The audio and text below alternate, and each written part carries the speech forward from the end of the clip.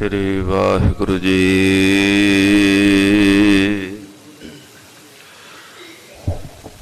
गुरु नानक पद पंकज पद सिमरो अंगद दुख निकन अमर दास गुर हृदय जी हृदय त्या श्री गुरु रामदास गुण गावो गुर अर्जन बिघ्नन के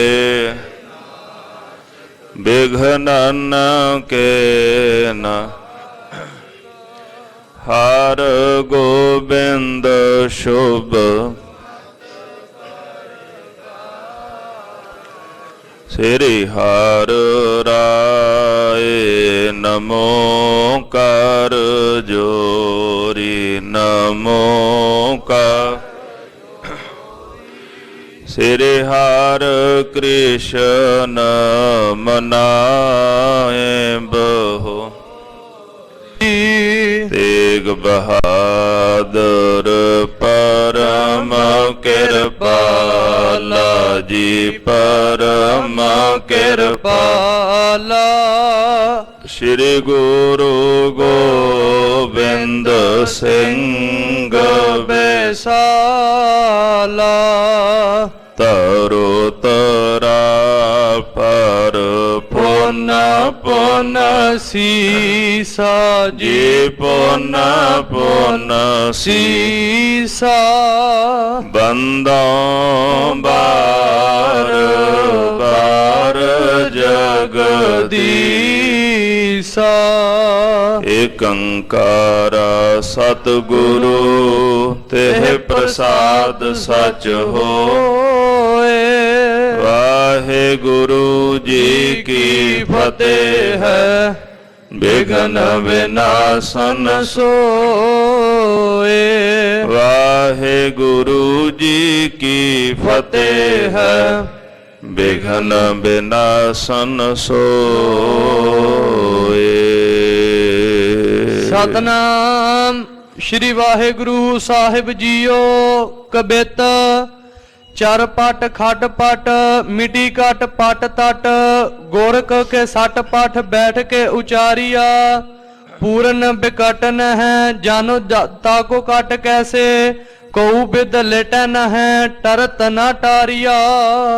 वाहिगुरु जी का खालसा वाहिगुरु जी की फतेह। परम सत्कार योग सतगुरु जी की साजी और निवाजी हुई गुरु स्वरूप गुरु खालसा साध संगत जी आप जी समूह गुरसिख संगतां वडभागी हो। नौवें पातशाह धन श्री गुरु तेग बहादुर साहिब जी महाराज आप जी दे पावन पवित्र अस्थान गुरुद्वारा श्री दुख निवारण साहिब की पावन धरती ते साहिबे कमाल सतगुरु धन धन श्री गुरु ग्रंथ साहिब सच्चे पातशाह महाराज जी दे पावन दरबारां दी आप जी हाजरी भर रहे हो। गुरुदेव दी पावन पवित्र अमृत रूप गुरबाणी दे कीर्तन आप जी ने सरवण कीते हन। उपरंत जगत गुरुदेव जाहर पीर जगत गुर बाबा श्री नानक परशोतमं परंपरावरनाथ युगल चरण मम बंदना धर पर धर कर माथ। सतगुरु श्री गुरु नानक देव जी महाराज सच्चे पातशाह जी ਆਪ ਜੀ ਦੇ ਪਾਵਨ ਪਵਿੱਤਰ ਜੀਵਨ ਦਾ ਅਗੰਮੀ ਇਤਿਹਾਸ ਸਰਵਣ ਕਰਨ ਵਾਸਤੇ ਨਿਤਾਂ ਪ੍ਰਤਾਪ ਜੀ ਹਾਜ਼ਰੀਆਂ ਭਰਦੇ ਹੋ। ਜੋ ਲੜੀਵਾਰ ਪ੍ਰਕਰਣ ਆਪ ਜੀ ਸਰਵਣ ਕਰ ਰਹੇ ਹੋ, ਸ੍ਰੀ ਗੁਰੂ ਨਾਨਕ ਦੇਵ ਜੀ ਮਹਾਰਾਜ ਸੱਚੇ ਪਾਤਸ਼ਾਹ ਸ਼ਮੇਰ ਪਰਬਤ ਪਹੁੰਚੇ ਹਨ, ਜਿੱਥੇ ਗੋਰਖਨਾਥ ਦੇ ਚੇਲੇ ਸਿੱਧ ਵਾਰੀ ਆ ਕੇ ਗੁਰੂ ਸਾਹਿਬ ਜੀ ਦੀ ਪਰਖ ਕਰਨ ਦਾ ਯਤਨ ਕਰਦੇ ਨੇ। ਹਰ ਕਿਸੇ ਨੂੰ ਆਪਣੇ ਆਪ ਤੇ ਬੜਾ ਮਾਣ ਹੈ ਕਿ ਅਸੀਂ ਚਰਚਾ ਕਰਕੇ ਜਾਂ ਆਪਣੀ ਕਰਾਮਾਤ ਵਿਖਾ ਕੇ ਗੁਰੂ ਸਾਹਿਬ ਜੀ ਨੂੰ ਜਿੱਤ ਲਵਾਂਗੇ। ਪਰ ਜਿੱਥੇ ਗਿਆਨ ਦਾ ਸਾਗਰ ਹੋਵੇ, ਕਰਾਮਾਤ ਸਿੱਧੀਆਂ ਦਾ ਸਾਗਰ ਹੋਵੇ, ਸਾਰੇ ਸੰਸਾਰ ਨੂੰ ਪੈਦਾ ਬਣਾਉਣ ਵਾਲਾ ਜੋ ਦਾਤਾ ਹੋਵੇ, ਉਹਦੇ ਸਨਮੁਖ ਕਿਸੇ ਦੀ ਸਮਰੱਥਾ ਇਉਂ ਹੈ ਜੈਸੇ ਸੂਰਜ ਦੇ ਸਨਮੁਖ ਦੀਵਾ ਹੋਵੇ। ਸਾਰੇ ਸਿੱਧ ਗੁਰੂ ਨਾਨਕ ਸਾਹਿਬ ਜੀ ਦੇ ਸਨਮੁਖ ਐਸੇ ਹਨ ਜੈਸੇ ਆਕਾਸ਼ ਦੇ ਵਿੱਚ ਚਮਕਦਾ ਹੋਇਆ ਸੂਰਜ ਉਹਦੇ ਸਾਹਮਣੇ ਛੋਟਾ ਜਿਹਾ ਜੁਗਨੂ ਹੋਵੇ। ਗੁਰੂ ਨਾਨਕ ਸਾਹਿਬ ਮਹਾਰਾਜ ਜੀ ਨਾਲ ਆਉਂਦੇ ਸਿੱਧ ਚਰਚਾ ਕਰਦੇ ਹਾਰ ਕੇ ਵਾਪਸ ਚਲੇ ਆਉਂਦੇ ਨੇ। ਤੋ ਆਓ ਅਗਲੇ ਪ੍ਰਕਰਨ ਪ੍ਰੇਮ ਨਾਲ ਸਰਵਣ ਕਰੀਏ। ਮਹਾਰਾਜ ਸੱਚੇ ਪਾਤਸ਼ਾਹ ਜੀ ਦੇ ਚਰਨਾਂ ਦੇ ਵਿੱਚ ਜੈਸੇ ਸਿੱਧ ਆਉਣਗੇ ਉਹਨਾਂ ਨੂੰ ਉਪਦੇਸ਼ ਦੀ ਦਾਤ ਬਖਸ਼ਿਸ਼ ਕਰਕੇ ਮਹਾਰਾਜ ਨਿਰੁੱਤਰ ਕਰਨਗੇ। ਆਓ ਮਨ ਬਿਰਤੀਆਂ ਗੁਰੂ ਚਰਨਾਂ ਪਾਸ ਜੋੜ ਕੇ ਪ੍ਰੇਮ ਸਹਿਤ ਮਹਾਰਾਜ ਜੀ ਦਾ ਪਾਵਨ ਇਤਿਹਾਸ ਸਰਵਣ ਕਰੀਏ। ਮਨ ਦੀ ਇਕਾਗਰਤਾ ਬਣਾਉਣ ਵਾਸਤੇ ਸਮੂਹ ਗੁਰਸਿੱਖ ਸੰਗਤਾਂ ਪ੍ਰੇਮ ਅਦਬ ਸਹਿਤ ਜਪਣਾ ਕਰੋ ਜੀ। ਸਤਨਾਮ ਸ੍ਰੀ ਵਾਹਿਗੁਰੂ ਸਾਹਿਬ ਜੀਓ। ਸਤਨਾਮ ਸ੍ਰੀ ਵਾਹਿਗੁਰੂ ਸਾਹਿਬ ਜੀਓ। ਕਬਿਤ ਚਰ ਪਟ ਖਟ ਪਟ ਮਿਟੀ ਕਟ ਪਟ। ਚਰਪੜ ਨਾਮ ਦਾ ਸਿੱਧ ਗੁਰੂ ਨਾਨਕ ਦੇਵ ਜੀ ਮਹਾਰਾਜ ਸੱਚੇ ਪਾਤਸ਼ਾਹ ਜੀ ਦੇ ਚਰਨਾਂ ਵਿੱਚ ਆਇਆ, ਜਿਹਨੇ ਸਵਾਲ ਕੀਤੇ ਸਨ ਵੀ ਕਿਸ ਜਗ੍ਹਾ ਤੇ ਆਸਣ ਲਾ ਕੇ ਬਹਿਣਾ, ਤੁਹਾਡਾ ਭੋਜਨ ਕਿਸ ਪ੍ਰਕਾਰ ਦਾ ਹੈ, ਕਿੱਥੇ ਸੇਜਾ ਵਿਛਾਈ ਹੈ। ਸਾਹਿਬ ਨੇ ਉਹਨੂੰ ਜਵਾਬ ਦਿੱਤਾ ਕਿ ਸਰੀਰ ਅੰਦਰ ਹੀ ਸਾਡਾ ਆਸਣ ਹੈ, ਨਾਮ ਸਾਡਾ ਭੋਜਨ ਹੈ, ਖੇਮਾ ਦਾ ਬਸਤਰ ਪਹਿਨਿਆ ਹੈ, ਦਸਵੇਂ ਦਵਾਰ ਵਿੱਚ ਅਸਾਂ ਸੇਜ ਡਾਈ ਹੈ। ਇਸ ਤਰ੍ਹਾਂ ਚਰਪਟਨਾਥ ਨੇ ਜਦੋਂ ਮਹਾਰਾਜ ਦੇ ਬਚਨ ਸਰਵਣ ਕੀਤੇ, ਉਹਦੇ ਮਨ ਦੀ ਜਿਹੜੀ ਖਟਪਟੀ ਸੀ ਉਹ ਅੰਦਰੋਂ ਮਿਟ ਗਈ। ਹਿਰਦੇ ਦੇ ਉੱਪਰ ਜਿਹੜਾ ਭਰਮ ਦਾ ਪਰਦਾ ਪਿਆ ਸੀ ਗੁਰੂ ਸਾਹਿਬ ਦੇ ਬੋਲਾਂ ਨਾਲ, ਉਹ ਪਰਦਾ ਅੰਦਰੋਂ ਹਟ ਗਿਆ ਹੈ। ਤਟ ਗੋਰਖ ਕੇ ਸੱਟ ਪਠ ਬੈਠ ਕੇ ਉਚਾਰਿਆ। ਉਸੇ ਵਕਤ ਉੱਠ ਕੇ ਚਲਾ ਗਿਆ, ਆਪਣੇ ਗੁਰੂ ਗੋਰਖਨਾਥ ਦੇ ਕੋਲ ਜਾ ਕੇ ਬਹਿ ਗਿਆ ਤੇ ਝਟਪਟ ਐਸੇ ਬਚਨ ਕਹਿਣ ਲੱਗਾ ਹੈ। ਪੂਰਨ ਬਿਕਟ ਨਹਿ ਜਾਨੋ ਤਾਕੋ ਕਟ ਕੈਸੇ। ਆਖਦਾ ਗੁਰਦੇਵ ਗੁਰੂ ਗੋਰਖਨਾਥ ਉਹ ਕੋਈ ਪੂਰਨ ਪਰਮੇਸ਼ਰ ਦਾ ਪਿਆਰਾ, ਕੋਈ ਪੂਰਨ ਅਵਤਾਰ ਸਾਧੂ ਸੰਤ ਜੋਗੀ ਹੈ। ਉਹਨੂੰ ਜਿੱਤਣਾ ਬਹੁਤ ਜ਼ਿਆਦਾ ਕਠਿਨ ਹੈ, ਕਿਉਂਕਿ ਉਹ ਜਿੱਤਣ ਵਿੱਚ ਅਜਿੱਤ ਹੈ। ਉਹਨੂੰ ਚਰਚਾ ਕਰਕੇ ਕੋਈ ਜਿੱਤ ਨਹੀਂ ਸਕਦਾ, ਕਿਉਂਕਿ ਉਹ ਸਾਡੇ ਤੋਂ ਕਿਸੇ ਤੋਂ ਘੱਟ ਨਹੀਂ ਹੈ। ਕਉ ਬਿਦ ਲਟਨ ਹੈ ਟਰਤ ਨਾ ਟਾਰਿਆ। ਕਿਸੇ ਵੀ ਵਿਧੀ ਦੇ ਨਾਲ ਉਹ ਨਿਰੁੱਤਰ ਨਹੀਂ ਹੁੰਦਾ।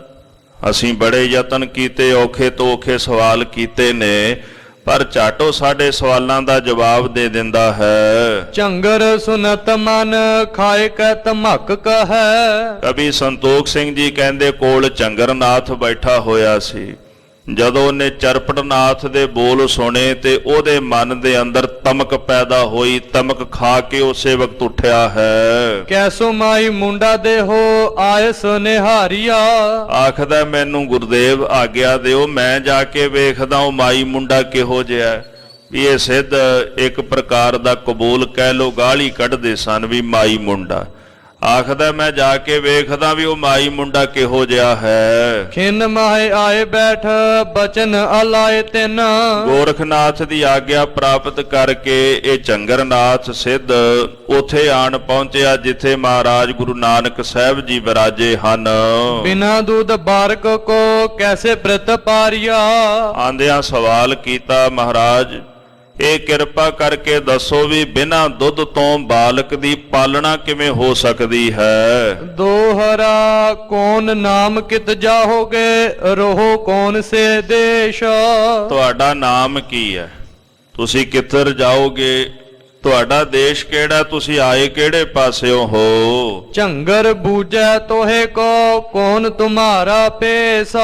ਚੰਗਰਨਾਥ ਕਹਿੰਦਾ ਮੈਂ ਤੁਹਾਨੂੰ ਪੁੱਛਦਾ ਵੀ ਤੁਹਾਡਾ ਭੇਸ ਕਿਹੜਾ ਹੈ, ਯਾਨੀ ਕਿ ਤੁਸੀਂ ਕਿਸ ਫਿਰਕੇ ਨਾਲ ਸੰਬੰਧ ਰੱਖਦੇ ਹੋ, ਸੰਨਿਆਸੀ ਹੋ, ਜੋਗੀ ਹੋ, ਸਿੱਧਾਂ ਵਿੱਚੋਂ ਹੋ, ਦਿਗੰਬਰਾਂ ਵਿੱਚੋਂ ਹੋ, ਸਤੰਬਰਾਂ ਵਿੱਚੋਂ ਹੋ, ਕਿਹੜਾ ਤੁਹਾਡਾ ਫਿਰਕਾ ਹੈ, ਕਿਹੜਾ ਤੁਹਾਡਾ ਭੇਸ ਹੈ।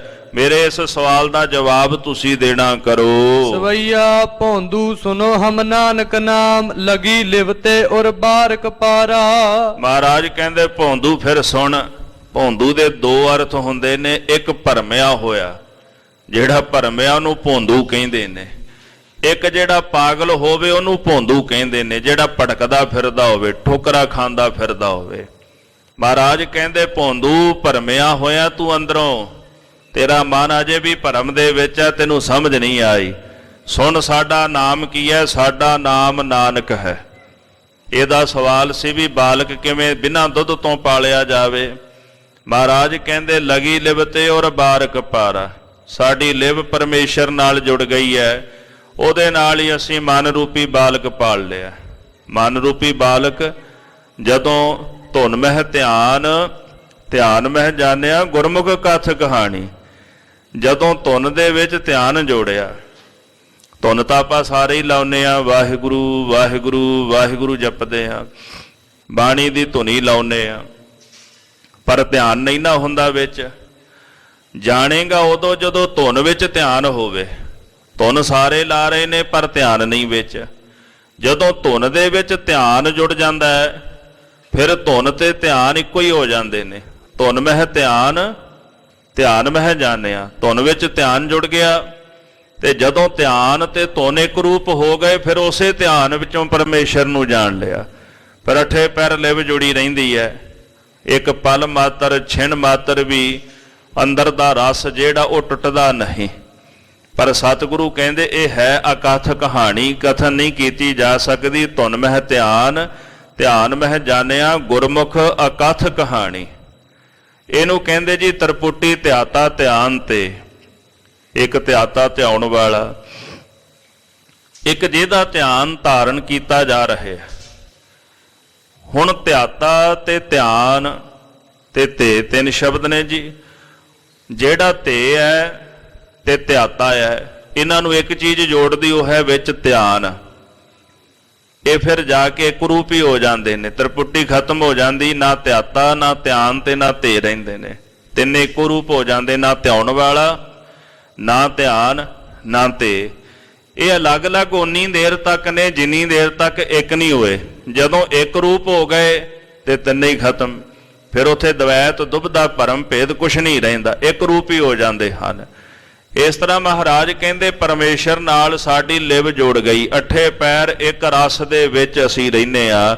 ਇਸ ਤਰ੍ਹਾਂ ਅਸੀਂ ਆਪਣਾ ਮਨ ਰੂਪੀ ਜਿਹੜਾ ਬਾਲਕ ਹੈ ਉਹ ਪਰਮੇਸ਼ਰ ਦੇ ਨਾਮ ਦੇ ਨਾਲ ਹੀ ਪਾਲ ਲਿਆ ਹੈ। ਕਾਜ ਜਹਾਂ ਤੈ ਜਾਵੇਂਗੇ ਨਗਰੀ ਸਿਵ ਦੇਸ਼ ਪਛਾਨ ਹਮਾਰਾ। ਜਿੱਥੇ ਅਸਲ ਸਾਡਾ ਕਾਰਜ ਹੈ ਨਾ ਉੱਥੇ ਹੀ ਅਸੀਂ ਜਾਣਾ ਹੈ। ਸਤਿਗੁਰੂ ਕਹਿੰਦੇ ਸਾਡੀ ਨਗਰੀ ਹੈ ਸ਼ਿਵ ਦੇਸ਼। ਸ਼ਿਵ ਦੇਸ਼ ਦਾ ਮਤਲਬ ਹੈ ਕਿ ਕਲਿਆਣ ਰੂਪ ਜਿਹੜੀ ਨਗਰੀ ਹੈ ਉਹ ਹੈ ਜੀ ਪਰਮੇਸ਼ਰ ਦਾ ਘਰ। ਮਹਾਰਾਜ ਸੱਚੇ ਪਾਤਸ਼ਾਹ ਗੁਰੂ ਨਾਨਕ ਸਾਹਿਬ ਜੀ ਵੀ ਫਰਮਾਨ ਕਰਦੇ ਨੇ ਕਿ ਅਸਲ ਵਿੱਚ ਉਹ ਪਰਮੇਸ਼ਰ ਜਿਹੜਾ ਉਹ ਕਲਿਆਣ ਰੂਪ ਹੈ, ਅਕਾਲ ਪੁਰਖ ਕਲਿਆਣ ਰੂਪ ਹੈ।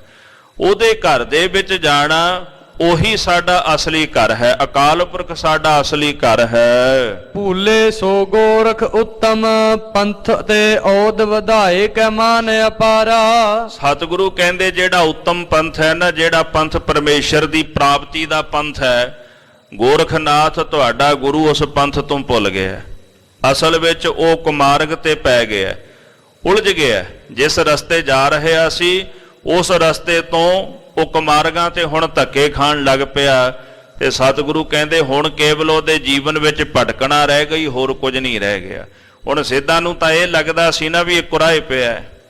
ਇੱਕ ਛੋਟੀ ਜਿਹੀ ਉਦਾਹਰਣ ਹੈ, ਜਦੋਂ ਗੁਰੂ ਨਾਨਕ ਸਾਹਿਬ ਜੀ ਮਹਾਰਾਜ, ਆਪਾਂ ਇਹ ਕਥਾ ਪਿੱਛੇ ਸਰਵਣ ਕਰ ਚੁੱਕੇ ਹਾਂ, ਵੇਈ ਨਦੀ ਵਿੱਚੋਂ ਜਦੋਂ ਬਾਹਰ ਨਿਕਲੇ, ਸਤਿਗੁਰੂ ਜੀ ਜਾ ਕੇ ਸ਼ਮਸ਼ਾਨ ਭੂਮੀ ਦੇ ਵਿੱਚ ਬਹਿ ਗਏ ਤੇ ਗੁਰਦੇਵ ਜੀ ਨੂੰ ਨਗਰ ਦੇ ਲੋਕ ਕਹਿੰਦੇ ਵੀ ਕੁਰਾਹੀ ਆ। ਤੇ ਜਿਸ ਦਿਨ ਭਾਈ ਮਰਦਾਨਾ ਸਾਹਿਬ ਜੀ ਬੇਬੇ ਨਾਨਕੀ ਕੋਲ ਪ੍ਰਸ਼ਾਦਾ ਛਕਣ ਆਉਂਦੇ ਸੁਲਤਾਨਪੁਰ ਸਾਹਿਬ, ਤੇ ਉਹ ਕਹਿੰਦੇ ਵੀ ਕੁਰਾਹੀਏ ਦਾ ਡੂਮ। ਇੱਕ ਦਿਨ ਭਾਈ ਮਰਦਾਨਾ ਜੀ ਦੁਖੀ ਹੋ ਕੇ ਕਹਿਣ ਲੱਗੇ, ਪਾਤਸ਼ਾਹ ਇਹ ਤਾਂ ਰੋਜ਼ ਮੈਨੂੰ ਕੁਰਾਹੀਏ ਦਾ ਡੂਮ ਕਹਿੰਦੇ ਨੇ। ਗੁਰੂ ਨਾਨਕ ਸਾਹਿਬ ਸੱਚੇ ਪਾਤਸ਼ਾਹ ਮਹਾਰਾਜ ਕਹਿਣ ਲੱਗੇ, ਮਰਦਾਨਿਆ ਫਿਰ ਕੀ ਹੋ ਗਿਆ? ਕਸੂਰ ਅਸਲ ਦੇ ਵਿੱਚ ਇਹਨਾਂ ਲੋਕਾਂ ਦਾ ਨਹੀਂ, ਇਹ ਵਿਚਾਰੇ ਨਾ ਆਪ ਕੁਰਾਹੇ ਪਏ ਹੋਏ ਨੇ।